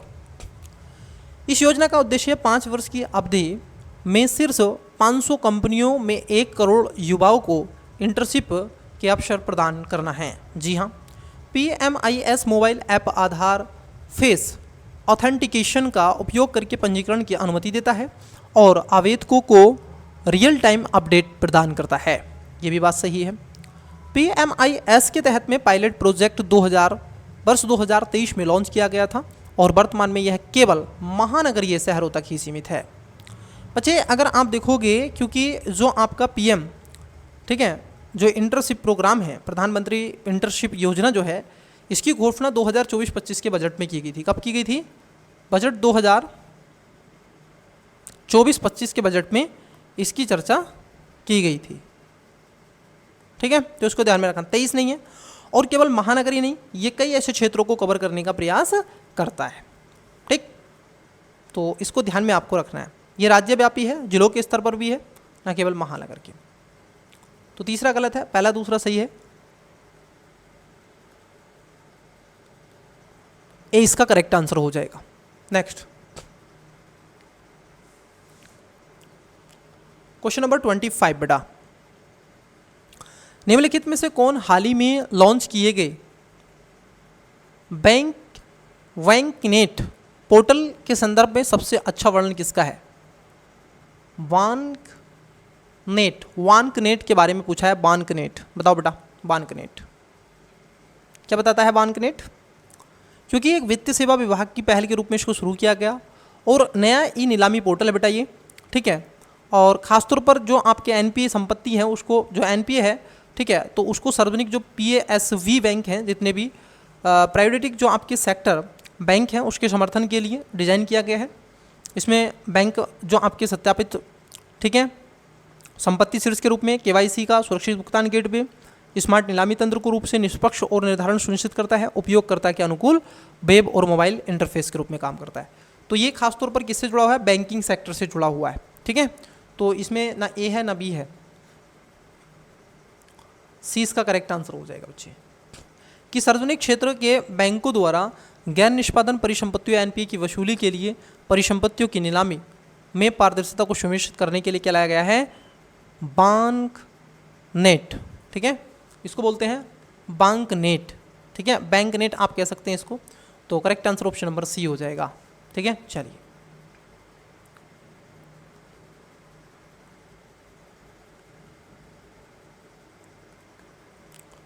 क्वेश्चन 26 नंबर कीजिएगा।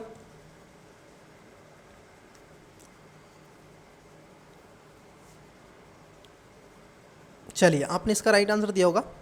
देखिए ये कह रहे हैं राष्ट्रीय विधान एप्लीकेशन नेवा प्लेटफॉर्म के बारे में आपसे पूछा गया। अब कई बार ऐसा पोर्टल है ये कि कई बार इसको कोई कहेंगे अच्छा ये तो कोई सैटेलाइट लगती है मुझे, अगर तुक्का मारोगे तो, है ना, तो ऐसे ही शब्द उसी में आते हैं साइंस एंड टेक में। तो राष्ट्रीय ई विधान जो एप्लीकेशन है बेटा, उसके बारे में बताओ। ये खासतौर पर इसका जो उद्देश्य रखा गया है, ये विधायी कार्यवाहियों को डिजाइन रूप से प्रदान करना और विधायी का सदस्यों तथा जो विधायी सचिवालयों के बीच में समन्वय को सुधार करना है। ये बात सही है। नीवा एक प्लेटफॉर्म को भारत के क्लाउड इंफ्रास्ट्रक्चर मेघालय जो आपका मेघराज 2.0 है पर होस्ट किया गया, जो सुलभता व डेटा सुरक्षा को सुनिश्चित करता है। और ये खासतौर पर दिल्ली विधानसभा हाल ही में जो चुनाव हुए थे उसमें राष्ट्रीय ई विधान एप्लीकेशन को शामिल होने की 28वीं विधानसभा बन गई है, ठीक है। तो इसको ध्यान में आपको रखना है। तीसरा इसमें गलत है बेटा, ठीक है, क्योंकि ये कह रहे हैं कि डॉक्यूमेंट इंटीग्रेटेड और सुरक्षा सुनिश्चित करने के लिए इसे केवल डेस्कटॉप और लैपटॉप के माध्यम से एक्सेस किया जा सकता है। बेटा जहाँ पर देखो बेटा ये ओनली शब्द आ जाता है तो वहाँ पर क्वेश्चन आधे से ज़्यादा आपका गलत हो जाता है, क्योंकि न केवल इसकी बात करता है, ये किसी भी समय किसी भी अपने कार्यों के प्रबंधन के लिए काम करता है।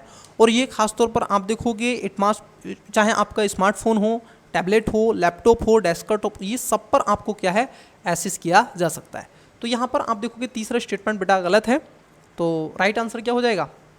ए इसका करेक्ट आंसर हो जाएगा, 2 और 3। नेक्स्ट बताइएगा क्वेश्चन 27। भारत में फास्ट ट्रैक विशेष न्यायालय मतलब कि FTSC योजना के बारे में आपसे पूछा गया है, बताइए। पहला स्टेटमेंट है आपका कि FTSC योजना पोस्को अधिनियम के तहत बलात्कार और अपराधों से संबंधित मामलों को त्वरित निपटान को सुनिश्चित करने के लिए आरंभ की गई थी। ये बात सही है। भारत में फास्ट ट्रैक विशेष न्यायालय, फास्ट ट्रैक स्पेशल कोर्ट, जिसको FTSC को शामिल मामलों, ठीक है, फास्ट ट्रैक जो आपके स्पेशल कोर्ट हैं को मामलों के निपटान की दर में एक रूपता सुनिश्चित करने के लिए सर्वोच्च न्यायालय द्वारा केंद्रीय रूप से प्रशासित किया जाता है। देखो बेटा इसको जो खासतौर पर प्रकाशित करता है ये उच्च न्यायालय के परामर्श और इस न्यायालय की स्थापना और प्रबंधन के लिए उत्तरदायी होते हैं। ये खासतौर पर सुप्रीम कोर्ट के लिए नहीं होते हैं। किसके लिए होते हैं? हाई कोर्ट के लिए होते हैं, ठीक है। किसके लिए होते हैं? सर्वोच्च न्यायालय की बात यहाँ पर हो रही है बच्चे, सर्वोच्च न्यायालय नहीं, हाई कोर्ट जो है वो इसके तहत आता है। तो आपका सेकंड स्टेटमेंट गलत हो जाएगा। सेकंड गलत, आंसर मिल जाएगा ऑप्शन नंबर बी, क्योंकि 1 और 3 इसमें सही है कि विभिन्न राज्यों और केंद्र शासित प्रदेशों में फास्ट ट्रैक विशेष न्यायालय की निपटान दर 90% से अधिक है। चलिए, तो इंग्लिश वाले विद्यार्थी वीडियो को पोस्ट करें, आराम से क्वेश्चन नंबर 23 का राइट आंसर दें, 26 का,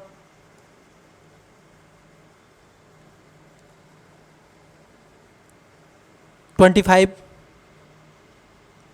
27, 24 और 25 का था ये ऑप्शंस। चलिए, क्वेश्चन आपको दिख रहा है। अच्छा स्टूडेंट्स, मैंने अभी आपके साथ में इससे पहले जो क्लासेस 2 डिस्कस की थी, मुझे बताइएगा, जो हमने संस्कृत IAS की थी, आप आंसर भी दे दिया, तो उसमें जो क्वेश्चन आपने देखे होंगे उसकी जो लेंथ थी क्वेश्चन की छोटी थी अपेक्षाकृत, ठीक है, मतलब कि आपको ज़्यादा मोटे तगड़े ताजी क्वेश्चन नहीं दिख रहे थे, आपको क्वेश्चन फुल दिखता था ऑप्शंस। अब यहाँ पर देखो इतना गैप कर दिया, स्क्रीन छोटी पड़ जाती है अगर इसको जूम करूँगा, है ना, तो ये है यहाँ पर थोड़ा बताइएगा।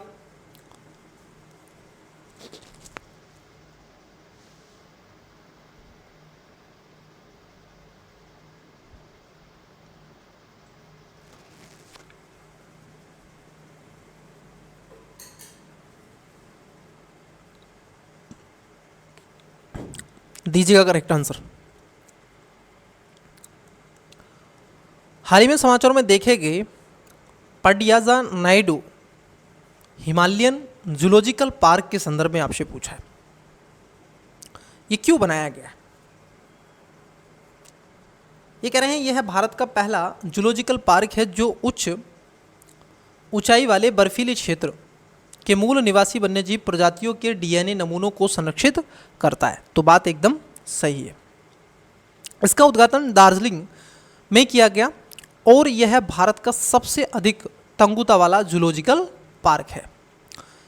यह एक क्रायोजेनिक संरक्षण परियोजना है जिसका उद्देश्य विलुप्त होने की स्थिति में भविष्य के अनुसंधान और पुनरुत्थान के लिए लुप्तप्राय प्रजातियों की आनुवंशिक सामग्री को संरक्षित करना। तो मतलब कि तीसरा स्टेटमेंट भी आपका सही है, ठीक है, तीनों बातें आपकी सही हो जाएंगी।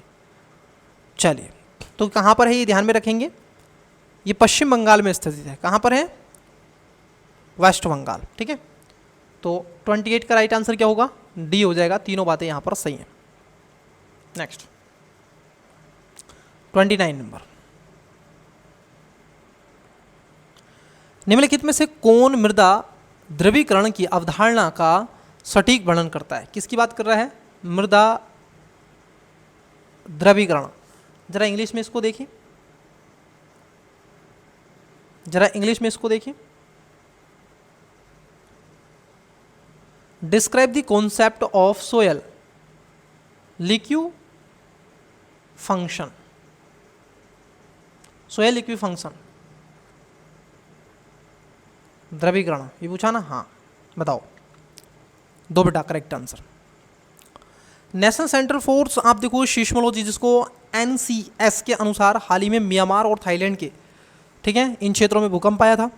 आया था कि नहीं? 7.5 की गति पर। अरे बोलो हाँ। तो उसी घटना में संतृप्त मृदा अस्थायी रूप से अपनी शक्ति खो देती है एवं द्रव की तरह व्यवहार करती है, ठीक है, वो इस तरीके से फोल्ड हो जाती है, जिसमें आप देखोगे भ्रंश पड़ जाते हैं, जिसको संगाई भ्रंश के रूप में, फॉल्ट के रूप में भी जाना जाता है, ठीक है। तो इस तरीके से काम करता है। चलिए, तो इसका करेक्ट आंसर क्या हो जाएगा? ऑप्शन नंबर सी इसका करेक्ट आंसर हो जाएगा। नेक्स्ट क्वेश्चन क्या है? 30 number, one nation one port process के बारे में आपसे पूछा गया है, ONOP पहल के बारे में।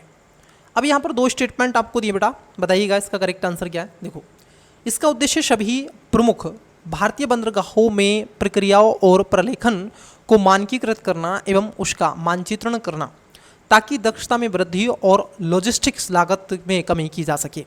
तो पहला स्टेटमेंट क्या आपका सही है। दूसरे स्टेटमेंट की बात कर लें तो दूसरे स्टेटमेंट में क्या कह रहे हैं आपसे? ये कह रहे हैं आपसे कि ONOP पहल ने बंदरगाह से संबंधित संचालन के लिए मुख्य डिजिटल इंटरफेस के रूप में नेशनल लॉजिस्टिक पोर्टल मिशन, मतलब कि NLP मरीन को परिवर्तित कर दिया है। देखिए बेटा, ये जो दूसरा स्टेटमेंट है गलत है आपका, क्योंकि जो आपका ONOP है ये एक तरीके से NLP मरीन की जगह नहीं लेता है, बल्कि उसका एक पूरक रूप में काम करता है। ठीक है, तो दूसरा स्टेटमेंट गलत है। आपको बता दें कि NLP जो मरीन है ये मंत्रालय के तहत रखा गया है। ये बंदरगाह प्रक्रिया और डिज़ाइनीकरण के लिए स्वचालित रूप से प्राथमिक देना, ठीक है, जारी रखता है, जो कि अपोर्डिंग सिस्टम के रूप में इंटरप्राइज बिजनेस सिस्टम मतलब कि EVS को एकीकृत करता है। तो यहाँ पर दूसरा स्टेटमेंट बेटा आपका गलत हो जाएगा, पहला स्टेटमेंट आपका सही है। तो करेक्ट आंसर क्या होना चाहिए था? Right answer option number A हो जाएगा। ठीक है, केवल एक। नेक्स्ट देखो, ये एकदम इजी सा क्वेश्चन आपसे पूछ लिया है। निम्नलिखित में से कौन सी आकृतियाँ हिमनदों द्वारा निक्षेपित के कारण हैं? मतलब कि हिमनद के द्वारा कौन सी आकृतियाँ आपकी बनती हैं? ये क्वेश्चन बहुत बार बार मैंने कल की क्लास में भी आपसे चर्चा का बिंदु बनाया था, और इसका आंसर मुझे आपसे चाहिए, क्योंकि मैंने बच्चे इस क्वेश्चन को कल भी आपको बताया था। अगर आपने ज्योग्राफी की वो क्लास नहीं देखी है, देखिएगा, संस्कृत IAS के टेस्ट में मैंने आपको बताया था। ठीक है, जो कि बर्फीले क्षेत्रों में बनने वाली चट्टानें आपने देखी होंगी, कई चट्टानें होती हैं। ठीक है, बताइएगा, इसका आंसर आपको ही देना पड़ेगा। ठीक, चलिए, तो इसका राइट आंसर दे बच्चे। नेक्स्ट क्वेश्चन लेते हैं। 31 नंबर का क्वेश्चन है ये, इसका राइट आंसर दें। ये भी और बढ़िया क्वेश्चन है। 32, ब्रह्मपुत्र में मिलने पर पश्चिम से पूरब की और उपयुक्त नदियों का निम्नलिखित में से कौन सा एक सही अनुक्रम है? किससे पूरब से पश्चिम? कौन सी नदियां हैं जो पूरब से पश्चिम की तरफ मिलती हैं, उनके बारे में आपसे पूछा गया है। जैसे गंगा पर ये क्वेश्चन पूछा गया है, ठीक है, तो वैसे ही क्वेश्चन आपसे यहाँ पर भी पूछा जा रहा है। तो यहाँ पर बेटा आप देखोगे, क्योंकि सबसे पहले आती है तीस्ता नदी। तीस्ता नदी खासतौर पर एक सहायक नदी है, ठीक है, और ये पश्चिम से मिल जाती है, ठीक है, और ये सिक्किम में उद्भित होती है, और ये बांग्लादेश में ब्रह्मपुत्र में मिल जाती है, पश्चिम बंगाल से होकर के प्रभावित होती है। तो इसका राइट आंसर तो है भी तीस्ता। फिर उसके बाद मानस आती है, ये भूटान से उद्गमित होता है, तीस्ता की पूर्ववर्ती है, और असम में ब्रह्मपुत्र में मिल जाती है। सुबनसिरी धनसिरी आपने पढ़ा होगा, ये तिब्बत अरुणाचल प्रदेश से उत्पन्न होती है, और ये एक प्रमुख सहायक नदी है, और उत्तरी लखीमपुर असम के पास में ब्रह्मपुत्र में मिल जाती है। उसके बाद दिवांग ये पढ़ा होगा आपने, ठीक है, ये भी क्या है, ये आप देखोगे सबसे पूर्वी सहायक नदी है, और जो कि पूर्वी अरुणाचल प्रदेश से निकलती है, और असम के डिब्रूगढ़ के पास ब्रह्मपुत्र में ये भी मिल जाती है। तो 20 का करेक्ट आंसर हो जाएगा तीस्ता, मानस, सुबनसिरी और लोहित। नेक्स्ट 33, ये स्थान पवनों के बारे में पूछा गया है, ठीक है, आपतन क्षेत्रों के बारे में, जैसे स्थानीय पवनें और क्षेत्र हैं। देखो यहाँ पर बहुत इजी हो जाएगा, अगर आपने जो पवनें पढ़ी होंगी, जो विंड चलती हैं उसके बारे में, अगर आपने ज्योग्राफी को बहुत ही अच्छे वे में ठीक से पढ़ा होगा। तो देखो ये कह रहे हैं चिनूक। चिनूक बेटा कहाँ पर चलती है? मिस्ट्रल देखो, मिस्ट्रल की अगर हम बात कर लें, मिस्ट्रल चलती है ये आपकी दक्षिण फ्रांस में, ठीक है, मिस्ट्रल। चिनूक की बात कर लें तो पूर्वी यूरोप के एंडीज पर्वत वाले क्षेत्र में आपको मिल जाएगा, ठीक है, ये एक शीतकालीन खासतौर पर भूमध्य सागरीय के रूप में ये तो मिस्ट्रल है। चिनूक जो है ये खासतौर पर आप देखोगे पूर्वी ढाल पर, ठीक है, जो चिनूक है रॉकी पर्वत के पूर्वी ढाल USA और कनाडा में चलती है। उष्ण और शुष्क पवनों में से एक है, ठीक है, इसको ध्यान में रखना है। वहीं अगर देखें लू भारत और पाकिस्तान में चलती है, उत्तर भारत में, बिल्कुल ये सही है, जो कि अभी आपको दिखाई दे रही है, ठीक है, मई आ रहा है, जून की, मई और जून में, मई जून जुलाई में आपको लू बहुत बराबर मिलेगा। तो यहाँ पर क्या हो जाएगा, ये 2 महीने तो हैं, मई और जून में तो लू बहुत दबा के चलता है, यहीं पर सबकी तबीयत खराब होती है, लूज मोशन वगैरह। तो इसका करेक्ट आंसर हो जाएगा बच्चे। चलिए नेक्स्ट क्वेश्चन 34 नंबर 34, हाल ही में से कौन सी पर्वत श्रृंखला, मतलब कि आप देखोगे लेशोथो की स्थलाकृति का हिस्सा है? किसके बारे में पूछा गया है कि पर्वत श्रृंखला लेशोथो की स्थलाकृति का हिस्सा है? तो बताइएगा इसका करेक्ट आंसर क्या है, ठीक है, 34 का राइट आंसर दे बच्चे। तो बेटा ये देखो जो लेशोथो की बात की गई है, ठीक है, तो ये लेशोथो एक स्थलाकृति है जिसको ड्रेनशंगबर्ग पर्वतमाला का एक प्रमुख हिस्सा शामिल है, और जिसे स्थानीय मालोटी पर्वत भी कहा जाता है। ये पर्वत खासतौर पर लेशोथो उच्च भूमि के क्षेत्र में है, और ये एक महत्वपूर्ण भाग है जो दक्षिण अफ्रीका में विस्तृत है। तो कहाँ पर है? ड्रेनशंगबर्ग पर्वत जो आपको मिलेगा, ठीक है, एटलस नहीं बेटा, ये इस तरीके से खड़ा हुआ पर्वत है, ये ऐसे स्वतंत्र रूप से खड़ा है ये पर्वत एकदम। यहाँ पर इधर इसके साइड में ऐसे वन होंगे, ठीक है, इतने, और इसकी चोटी ऐसी दूर से दिखती है बेटा, ये ऊपर से एकदम चिकना। चलिए नेक्स्ट, तो 20 का राइट आंसर हो जाएगा। इंग्लिश वाले विद्यार्थी वीडियो को पोस्ट करके प्यारे लाल, ठीक है, 28 का राइट आंसर दें। 31 का तो आंसर आपको कमेंट्स करना ही है, ठीक है। उसके बाद 32, 23, 29 सॉरी 33 और 33 दें, फिर 34 दें, 30 दें और 34। चलिए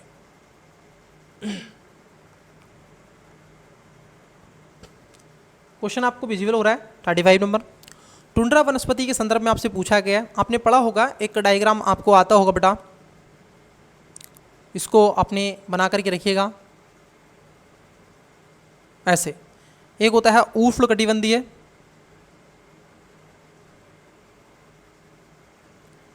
एक होता है आपका, सीधे आ जाते हैं उसके बाद में, शीत कटिबंधीय या शीतोष्ण कहेंगे।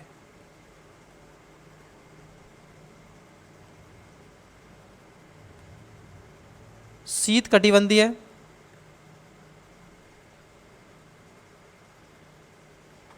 उसके बाद में यहां पर आता है बेटा टेगा, क्या आता है, टेगा, और फिर आ जाता है बेटा ऊपर टुंड्रा, क्या जाता है, टुंड्रा, ठीक है। तो इसको डायग्राम को आवश्यक रूप से बना करके रखें, इसकी हाइट के अनुसार सारी चीज़ें। इकोलॉजी एनवायरनमेंट से ये क्वेश्चन आपसे पूछा है। चलिए क्वेश्चन क्या है, टुंड्रा वनस्पति के बारे में आपसे पूछ रहा है और 3 स्टेटमेंट है। ऑप्शंस और क्वेश्चन आपकी स्क्रीन पर आपको दिख रहा है, देखिए। टुंड्रा वनस्पति मुख्यतः शंकुधारी वनों से बनी होती है, क्योंकि यहाँ अत्यधिक कम तापमान और अल्प अवधि की वृद्धि ऋतु होती है। बेटा मुझे आप बताओ जरा, जो आपकी ये जो वनस्पति है, ठीक है, क्या यहाँ पर आपको टुंड्रा में ये वनस्पति शंकुधारी वन मिलते हैं, आपको मिलते हैं क्या? जो शीत कटिबद्ध क्षेत्र होता है वहाँ पर आपको मिलते हैं बेटा ये शंकुधारी वन, इस तरीके से, इस तरीके से बनते हैं बेटा ये शंकुधारी वन, ये ऐसे बनता है, ठीक है। ये आपके शंकुधारी वन होते हैं ऐसे। अब इन पे यदि बर्फ़ गिरेगा, स्नोफॉल होएगा, तो वो बर्फ़ नीचे फिसल के आ जाती है, लेकिन यहाँ पर तो बर्फ़ नहीं मिलते हैं। आप बताइएगा आर्कटिक और अंटार्कटिक कहाँ से यहाँ पर बर्फ़ ही बर्फ़ नज़र आएगी? एक तरीके से आप देखो डिज़र्ट वो रीज़न है आपका, कोल्ड डिज़र्ट, ठीक है। कभी भी बेटा डिज़र्ट का नाम सुन करके कि डिज़र्ट है, तो डिज़र्ट का नाम सुन के ये नहीं आना चाहिए माइंड में अप्रोच कि सूखा ही है, बेटा गीला भी होता है, गीला इन द सेंस की बर्फ़, तो ये डिज़र्ट ही है जो आपका अंटार्कटिका है, ठीक है। जो आपका अंटार्कटिका है ये डिज़र्ट ही है। तो यहाँ पर क्या होता है, यहाँ पर लाइकेन होता है बेटा, ठीक है। यहाँ पर ये नहीं होता है, यहाँ पर अल्पाइन बहुत ही पहाड़ों पर बिल्कुल एकदम से आप देखोगे लाइकेन यहाँ पर आपको मिलेगा, ठीक है। शंकुधारी वन नहीं होते यहाँ पर। तो आपका पहला जो स्टेटमेंट है वो गलत है। अब पहला गलत है तो आंसर ए नहीं होगा, सी नहीं होगा, डी नहीं होगा, राइट आंसर बी 2 और 3। क्यों है? क्योंकि इस प्रकार की वनस्पति ध्रुवीय क्षेत्रों पर वृद्ध रेखा के ऊपर ऊंचे पर्वतीय शिखरों दोनों में पाई जाती है। काई और लाइकेन टुंड्रा क्षेत्रों में पाए जाने वाले वनस्पति के विशिष्ट उदाहरण है। बिल्कुल सही बात है। तो दूसरा तीसरा एकदम सही है, right answer option number B हो जाएगा। नेक्स्ट क्वेश्चन, चलिए बताइए क्वेश्चन 36 यकांटीकुटी नदी के बारे में पूछा गया है। यकांटीकुटी नदी, 4 ऑप्शन हैं आपके समक्ष, बताइएगा। यकांटीकुटी नदी, देखिए बेटा ये जो नदी है इसका उद्गम लीफू लेक दर्रे के पास से होता है और यह काली नदी की एक प्रमुख स्रोत धारा है। काली नदी आपने पढ़ा होगा, काली नदी याद है कुछ काली नदी के बारे में? पिथौरागढ़, उत्तराखंड के पिथौरागढ़ जिले से लीफू लेक दर्रे के निकट से उद्गमित होती है और भारत चीन नेपाल से त्रिजक्शन, ध्यान रखना है ये कहाँ पर है, ठीक है, इसको ध्यान में रखना बेटा। किसको? लीफू लेक दर्रा, ये 3 देशों पर है, ट्रांजैक्शन है, एक जोन है, कौन सा है? चाइना, नेपाल और इंडिया, ठीक है, ये तीनों पर है। कूटी घाटी से होकर बहने वाली यह नदी भौगोलिक और रणनीतिक दोनों दृष्टिकोण से अत्यंत महत्वपूर्ण है। यह काली नदी के प्रमुख जल के रूप में एक मान्य रूप से काम करती है। शारदा या फिर महाकाली नदी के रूप में भी इसको जाना जाता है। भारत नेपाल की सीमा पर सीमांकन रूप से बहती है। और शारदा, ठीक है, जो आज आपको राम मंदिर कौन सी नदी पर है बताइएगा, ठीक है, वो जो आगे पीछे चल के आपको शारदा, ठीक है, काली मिलती है उसमें, तो बताइएगा इसका करेक्ट आंसर। तो इसका राइट आंसर तो हो जाएगा ऑप्शन नंबर सी। आपको बताना है राम मंदिर जो है वो किस नदी के किनारे अवस्थित है। चलिए नेक्स्ट क्वेश्चन, उसके आसपास में कौन सी नदी है, मतलब कहने का तात्पर्य है हिंद महासागर जो आप देखोगे द्विध्रुवीय इंडियन ओशन डाइपोल के बारे में क्वेश्चन पूछा गया है और बेहतरीन क्वेश्चन है बेटा। बताइएगा अगर आपने पढ़ा है तो बताइएगा। इंडियन ओशन डाइपोल का एल नीनो की तुलना में वैश्विक जलवायु पैटर्न पर अधिक प्रभाव पड़ता है। देखो पहला जो स्टेटमेंट है, क्योंकि एल नीनो घटना का हिंद महासागर के ध्रुव की तुलना में वैश्विक जलवायु पैटर्न पर अधिक मजबूत और अधिक व्यापक प्रभाव पड़ता है, जबकि इंडियन ओशन डाइपोल हिंद महासागर के क्षेत्र को प्रभावित करता है। एल नीनो कई महाद्वीपों में मौसम को प्रभावित करता है, तो ये ध्यान में रखना, ठीक है, जलवायु पैटर्न को नहीं मौसम को प्रभावित करता है, ठीक है, तो पहला गलत है। देखो जरा समझना, मौसम अलग होता है बेटा, जलवायु अलग होती है। मौसम दिन पे दिन बदलता है, हर माइक्रो सेकंड में बदलता है, लेकिन जलवायु ऐसे नहीं बदलती है। जलवायु एक लंबे समय से सामान्य रूप से देखा जाता है कि 30 से 35 वर्ष तक की वहाँ पर एक स्तर, जैसे दक्षिण पश्चिम मानसून से भारत में कैसी हो उष्णकटिबंधीय जलवायु भारत में पाई जाती है कि नहीं, तो बताइए। तो पहला गलत है। भारतीय मानसून पर एल नीनो के प्रतिकूल प्रभावों को कम करने के लिए अक्सर एक सकारात्मक इंडियन ओशन डाइपोल के विकास का अनुमान लगाया जाता है। चूंकि एक सकारात्मक इंडियन ओशन डाइपोल क्योंकि गर्मियों में क्या करता है, ये गर्म पश्चिमी हिंद महासागर और ठंडी पूर्वी हिंद महासागर भारत में अधिक वर्षा ला करके सामान्य एल नीनो प्रेरित सूखे की प्रवृत्ति को मुकाबला करके भारतीय मानसून पर एल नीनो के नकारात्मक प्रभाव को कम करने में सहायता करता है। एक तरफ से ठंडा पानी, एक तरफ से गर्म पानी, ठीक है। चलिए, ठंडा पानी की तरफ से जो पैसिफिक है, इंडो पैसिफिक रीजन वाला जो है, ठीक है, और इधर से आपका जो मेडागास्कर वाला जो रीजन है इधर से, ठीक है। तो सेकंड स्टेटमेंट सही है, पहला गलत है। पूछा कौन सा सही है, तो आपको होगा 20 का करेक्ट आंसर हो जाएगा।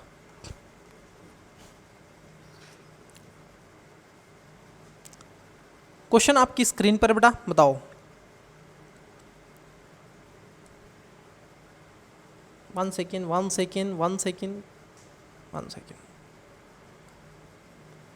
देखिए क्वेश्चन, निम्नलिखित खनिज संसाधनों पर विचार कीजिए जिनके प्रमुख खनन क्षेत्र भारत में हैं। ये खनिज पदार्थ आपको देख रहे हैं, खनिज क्षेत्र, जैसे सोना, कोलार आपको फील्ड्स में मिलेगा, जी हाँ।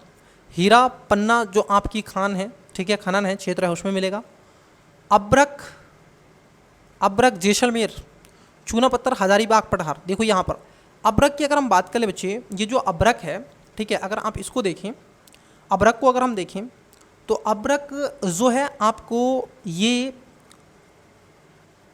झारखंड के हजारीबाग में आपको मिलता है, ठीक है, जैसलमेर में नहीं। तो यहाँ पर तीसरा गलत है। चूना पत्थर हजारीबाग में नहीं बेटा, यहाँ पर मिलता है। और ये जो देखो चूना पत्थर जो है, ठीक है, ये मिलता है आपको जैसलमेर में, और जो अब्रक है ये हजारीबाग में मिलता है। तो ये राजस्थान में पड़ता है, ये पन्ना मध्य प्रदेश में पड़ता है, और कोलार जो फील्ड है बेटा ये खासतौर पर कर्नाटक में अवस्थित है, ठीक है। तो यहाँ पर 2 सही हैं, तो 20 का करेक्ट आंसर हो जाएगा। तो एक बार मिनरल्स वाला जो टॉपिक है आपका उसको एक बार आवश्यक रूप से देख लीजिएगा, ठीक है, कभी आपसे वहाँ से क्वेश्चन पूछे जाए। और पूछे गए लास्ट 2-3 वर्ष में तो पूछा गया 1-2 क्वेश्चन। पृथ्वी के ऊष्मा बजट के बारे में आपसे पूछा गया है। ये कुछ क्वेश्चन आपके ज्योग्राफी के हैं। पृथ्वी के ऊष्मा बजट, अब देखो यहाँ पर 2 स्टेटमेंट है। पहला, सौर विकिरण का लगभग 35% जो पृथ्वी पर आती है वह अंतरिक्ष में परिवर्तित हो जाता है, जिसे पृथ्वी का एल विंडो कहा जाता है। बात एकदम सही है। हालांकि जो आता है कुछ उसमें से 51% जो यूनिट होता है ना बच्चे, वो तो आकर के एकदम चला जाता है। जो आपका 35% बचता है ना, ये ठहरता है, कुछ समय के बाद ऐसे रिफ्लेक्ट करता है और यही एल विंडो बनाता है, ठीक है। दूसरे में कह रहे हैं कि पृथ्वी ऊष्मीय संतुलन बनाए रखती है क्योंकि वह जितनी ऊर्जा को अवशोषित करती है उतनी ही कुल ऊर्जा को आरक्षित अंतरिक्ष में पुनः क्या कर सकती है, विकृत भी कर देती है। तो यहाँ पर सी स्टेटमेंट हो जाएगा, मतलब कि दोनों बातें सही हो जाएंगे, ठीक है, 1 और 2। आपने पढ़ा होगा ये इसके बारे में आवश्यक रूप से, तो इसमें कोई, और मैंने जो आपकी क्लास हुई थी ज्योग्राफी की उसमें टेस्ट में बहुत ही डेप्थ में चर्चा की है। चलिए नेक्स्ट क्वेश्चन बताइएगा, 40 नंबर का क्वेश्चन।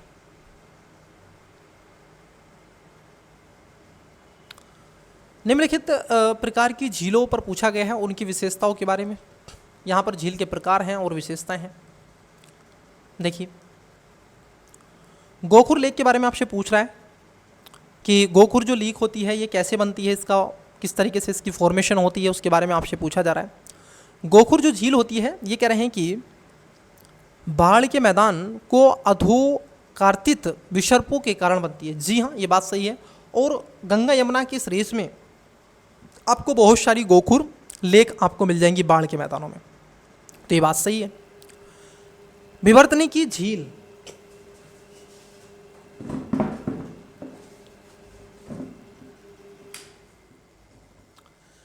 विवर्तनी की झील आपकी जो है ये भू संचलन से उत्पन्न वनस्पतियों के कारण निर्मित है। देखो क्योंकि विवर्तनी की जो झीलें होती हैं बेटा, ये खास तौर पर किससे होती हैं, ये एक तरीके से आप देखोगे फॉल्टिंग, वार्पिंग और रिफ्ट के कारण बनती हैं, जिससे निम्न भू आकृतियाँ और बेसिन बनते हैं जो जल भर के खास तौर पर, जैसे बैकाल झील है, कैस्पियन सागर है, तो ये इसमें आती हैं। तो विवर्तनी भू संचलन के द्वारा जो अवनति के कारण बनती हैं। ठीक है, तो ये आपका क्या हो जाएगा, एकदम सही हो जाएगा। ठीक है, क्या सही हो जाएगा, नहीं गलत हो जाएगा, तो सेकंड वाला गलत है। क्रेटर जो झील होती हैं ज्वालामुखी प्रफुस्टन के बाद में ज्वालामुखी जो छिद्रों से उससे निर्मित होती हैं, तो ये बात सही है। हिमनदीय झील हिमानी अपरतन से निर्मित आप देखोगे गुरुमुता आकृति की होती है, नहीं ये चौथा गलत है। सही पूछा आपसे, तो 20 का राइट आंसर हो जाएगा। ठीक है, हिमानी के अपरदन की प्रक्रिया खोखले या घाटियों के उकेरती है। ठीक है, तो यहाँ पर 1 और 3 सही है, केवल बी, इसमें 2 राइट आंसर हो जाएगा। नेक्स्ट, इंग्लिश वाले विद्यार्थी वीडियो को पोस्ट करके राइट आंसर दें। 35 का, 38, 39,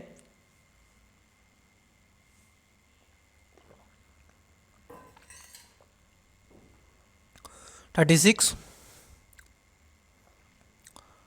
37 एंड 40। चलिए 41 नंबर का क्वेश्चन देखते हैं।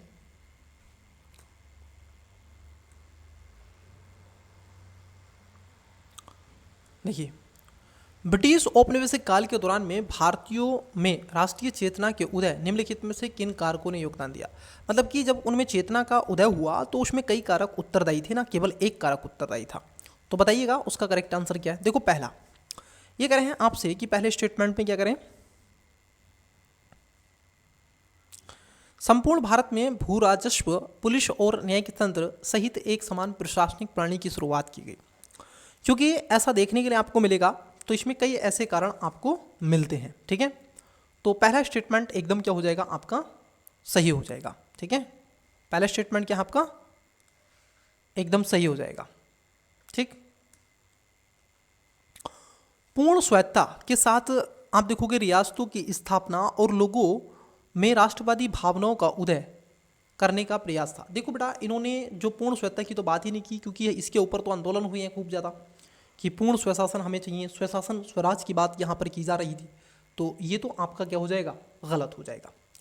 रेलवे और टेलीग्राफ नेटवर्क के विस्तार, जिससे क्षेत्रों में तीव्र संचार और कनेक्टिविटी संभव हो सकी, ये बात एकदम सही है।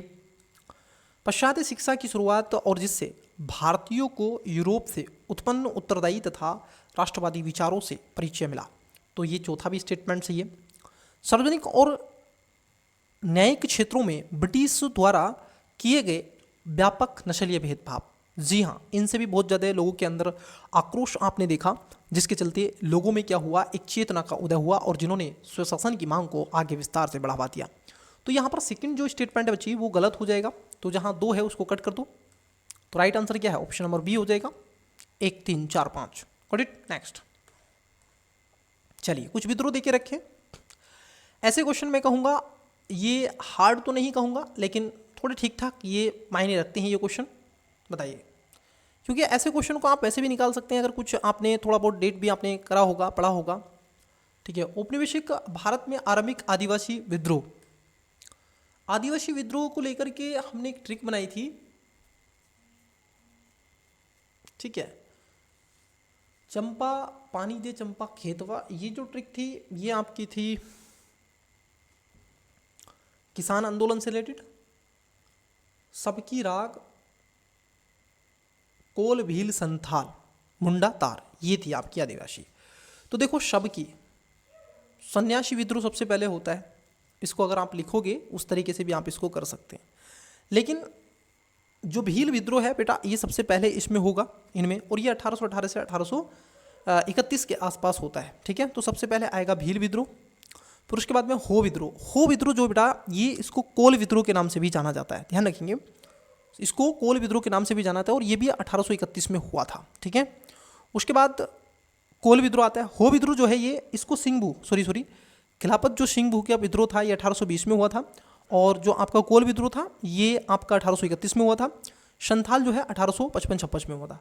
तो आपका पहला स्टेटमेंट आपका सही हो जाएगा, ए इसका राइट आंसर हो जाएगा, ठीक है। चलिए नेक्स्ट, भारत में ब्रिटिश द्वारा शुरू की गई इस्तमारारी बंदोबस्त जो आपकी है, इस्तमारारी बंदोबस्त है, ठीक है, उसके बारे में आपसे पूछा गया है।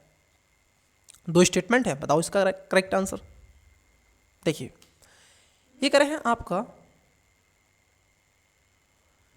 इस प्रणाली के तहत भू राजस्व की मांग स्थायी रूप से तय की गई थी और कृषि उत्पादन को परिवर्तित के आधार पर संशोधन के अधीन नहीं थी। इस प्रणाली ने कर संग्रहण को सुव्यवस्थित करने के लिए ब्रिटिश शासन और किसानों के बीच प्रत्यक्ष संपर्क सुनिश्चित किया। तो यहाँ पर आप देखोगे लॉर्ड कॉर्नवालिस का नाम आपने सुना होगा, जो 1793 में आते हैं बंगाल, बिहार, उड़ीसा में जो इमास्तुमारी जो बंदोबस्त है उसको आरंभ कर दिया था। इसी को क्या कहते हैं, इसी को कहते हैं जमींदारी बंदोबस्त, जो आगे चल के आपको मिलती है, ठीक है। तो यहाँ पर पहला भी सही है।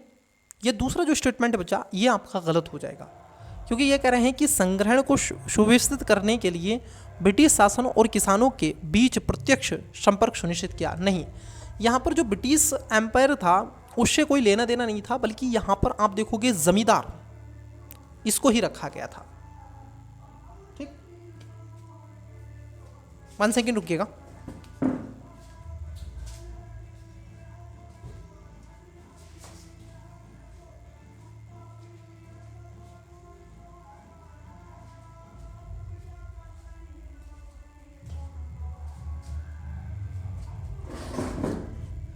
चलिए बेटा, थोड़ा सा साउंड मैं देखने गया था कि साउंड ठीक है, आवाज़ आ रही है ना उसकी, तो शायद ज़्यादा ना आए, इसलिए थोड़ा सा उसको। तो पहला स्टेटमेंट यहाँ पर सही है बेटा, और आपका सेकेंड स्टेटमेंट गलत हो जाएगा। आइए देखते हैं राइट आंसर क्या है इसका। अच्छा, और यहाँ पर है एक और स्टेटमेंट इन्होंने दिया है, इसने व्यापारियों और शाहूकारों जैसे भूस्वामियों को एक नए वर्ग का उदय किया जिन्होंने नीलामी के माध्यम से जमींदारी अधिकार प्राप्त हुए। ये बात एकदम सही हो जाएगी। तो पहला तीसरा इसमें सही हो जाएगा, right answer option number C हो जाएगा। आपको जमींदारी, रैयत पाड़ी, महलवारी व्यवस्था जरूर आवश्यक रूप से पढ़नी चाहिए, ठीक है। उसको एक पाई चार्ट से आप अपने नोट्स पे पढ़ा होगा, एक बार रिवाइज कर लीजिएगा, ठीक है। चलिए, निम्नलिखित कथनों पर विचार कीजिए। 3 स्टेटमेंट बेटा देखो, ये कह रहे हैं आपसे कि गदर पार्टी की स्थापना 1913 में उत्तरी अमेरिका में बाबा सोहन सिंह भकना की अध्यक्षता में लाला हरदयाल को महासचिव बनाकर की गई थी। क्या पहला वाला स्टेटमेंट सही है? जी हाँ, एकदम सही है, क्योंकि यहाँ पर आप देखोगे नरम दल गरम दल टूट गया था और कांग्रेस में एक तरह से गहराव वाला स्थिति आ गई थी। तो उसको खासतौर पर बैलेंस को बनाने के लिए जो नींव थी, जो खाली जगह थी, उसको भरने के लिए ही काम किया था गदर पार्टी ने। गदर आप देखोगे पत्र जो कि शोषणकारी ब्रिटिश नीतियों के खिलाफ जागरूकता के प्रसार का प्रमुख साधन था, उर्दू और गुरुमुखी दोनों भाषाओं को प्रकाशित होता था। तो यहाँ पर दूसरा भी स्टेटमेंट आपका सही हो जाएगा। गदर आंदोलन का प्रमुख उद्देश्य ब्रिटिश सरकार के साथ शांतिपूर्ण वार्ता के माध्यम से स्वतंत्रता भारत की स्थापना करना था। मतलब कि स्वतंत्र नहीं, देखो शांतिपूर्ण नहीं, इन्होंने युद्ध के माध्यम से और स्वशासन को बढ़ावा देने के लिए इन्होंने काम किया। तो तीसरा स्टेटमेंट आपका गलत है, मतलब कि पहला दूसरा सही है और तीसरा यहाँ पर गलत है। राइट आंसर बी हो जाएगा। Got it? नेक्स्ट क्वेश्चन देखिएगा 45 सॉरी। प्रथम विश्व युद्ध के दौरान भारत की परिस्थितियों के संदर्भ में निम्नलिखित कथनों पर विचार कीजिए। याद है आपको वो पिक्चर बन रहा होगा आपके माइंड में। देखो, अगर आपने इतना रिवीजन क्या होगा, जैसे यहाँ पर आ रहा है कि प्रथम विश्व युद्ध, तो आपके दिमाग में एकदम आ रही होगी सलवाई की संधि, एकदम आपके दिमाग में आ रही होगी कि अच्छा 1913 और 14 का जो जो रीजन रहा है, आपको बहुत सारी चीज़ें याद आ रही होंगी, तो उसी से है। भारतीय उद्योगपतियों ने युद्ध के दौरान उल्लेखनीय वृद्धि का अनुभव किया, जिससे राष्ट्रवादी आंदोलन को अधिक समर्थन प्राप्त हुआ। ये बात सही है, क्योंकि जब यूरोप का जो क्षेत्र था बच्चे, वो खासतौर पर उद्योग थे, नष्ट थे, क्योंकि सभी तो युद्ध में व्यस्त थे, तो वहाँ को डिमांड जो थी, नीड थी। अब देखो मानव बेसिकली युद्ध में है, लेकिन वो खाएगा तो जरूर, पहनेगा तो जरूर, तो वो कहाँ से पूर्ति करता, तो भारत से उसकी पूर्ति की जा रही थी। तो पहला स्टेटमेंट क्या हो जाएगा, यहाँ पर भारतीय उद्योग थोड़े फले फूले थे, इनको थोड़ा चांस मिला था, तो पहला सही है। दूसरा है कि युद्ध के वर्षों में राजनीतिक दृष्टिकोण से शांति बनी रही, क्योंकि लोगों ने ब्रिटिश युद्धकालीन सेंसरशिप के कारण राजनीतिक आंदोलनों से दूरी बना ली। देखो बेटा, ये जो सेकंड स्टेटमेंट है ये गलत है, बल्कि यहाँ आप देखोगे इसमें पार्टिसिपेट किया, इसमें पार्टिसिपेट किया था। युद्ध के वर्षों में तीव्र राजनीतिक आंदोलन चिन्हित किए गए। 1915 में आप देखोगे एक डिफेंस जो आपका ऑफ इंडिया एक्ट भी पारित किया गया था, ठीक है, तो इनको थोड़ा सा ध्यान में रखना है। और 1916-17 में बाल गंगाधर तिलक यानी ऐसी एनी बेसेंट ने होम रूलिंग आंदोलन को और ज़्यादा तीव्रता दी थी, और जल्द ही गांधी जी के नेतृत्व में असहयोग आंदोलन का मार्ग भी प्रस्तुत हुआ था। तो बेटा शांति नहीं, बल्कि यहाँ पर ठीक ठाक आंदोलन भी देखने के लिए मिले थे। तो दूसरा स्टेटमेंट गलत है, पहला स्टेटमेंट सही है। तो 45 का करेक्ट आंसर हो जाएगा ऑप्शन नंबर ए, ठीक है। चलिए, इंग्लिश मीडियम बच्चे बताइएगा, क्वेश्चन नंबर 40 आपका 1, 44, 42, 45, 43। चलिए नेक्स्ट क्वेश्चन।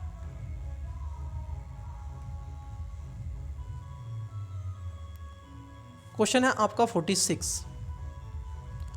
मध्यकालीन भारतीय इतिहास के संदर्भ में रूपक विशांतिक कर्षापण शब्द किससे संबंधित है?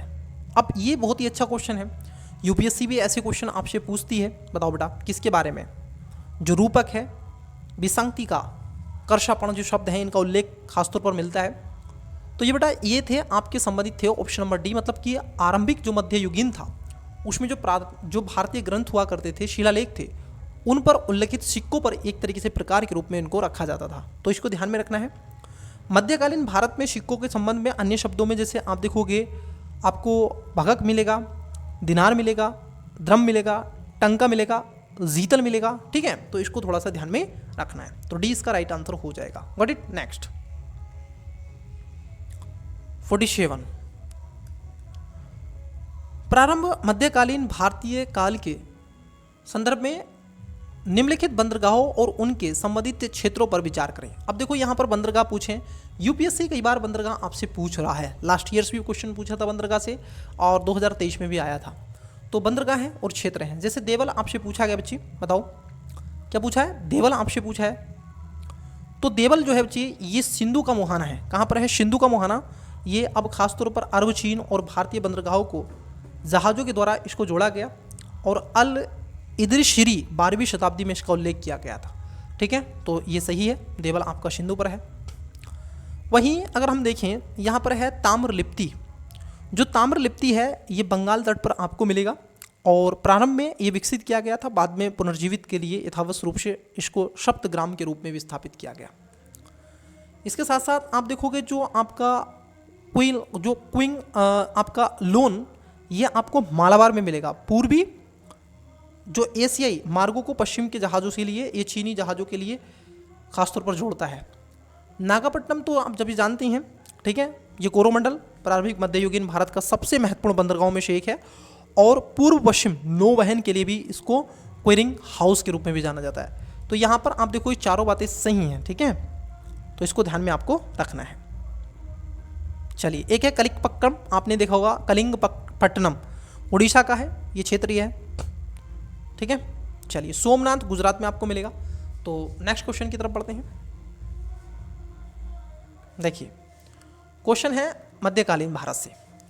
मोहम्मद बिन तुगलक के कृषि उपायों के संदर्भ में निम्नलिखित कथनों पर विचार करें। मोहम्मद बिन तुगलक आपने पढ़ा होगा, और कृषि के बारे में उससे जानकारी आपसे जुटाने का प्रयास कर रहा है एग्जामिनर। इन्होंने कहा है कि उन्होंने कृषि को बढ़ावा देने और बंजर भूमि को उपजाऊ बनाने के लिए दीवान ए अमीर ए कोही नामक एक अलग विभाग की स्थापना की थी। तो ये बात सही है, जो बंजर भूमि थी उसको क्या कर सकते हैं हम ला सकें, उसमें उत्पाद किया जा सके। ठीक है।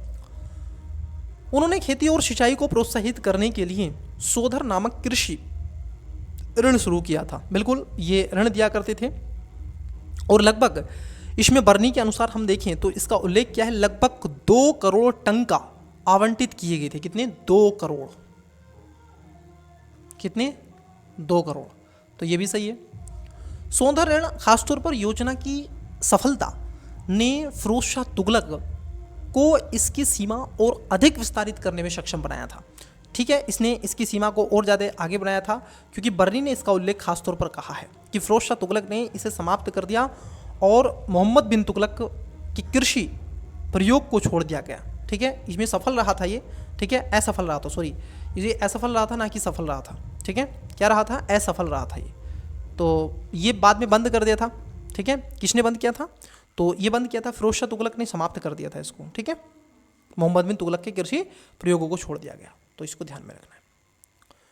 तो यहाँ पर क्या है? तीसरा गलत है, right answer option number A हो जाएगा।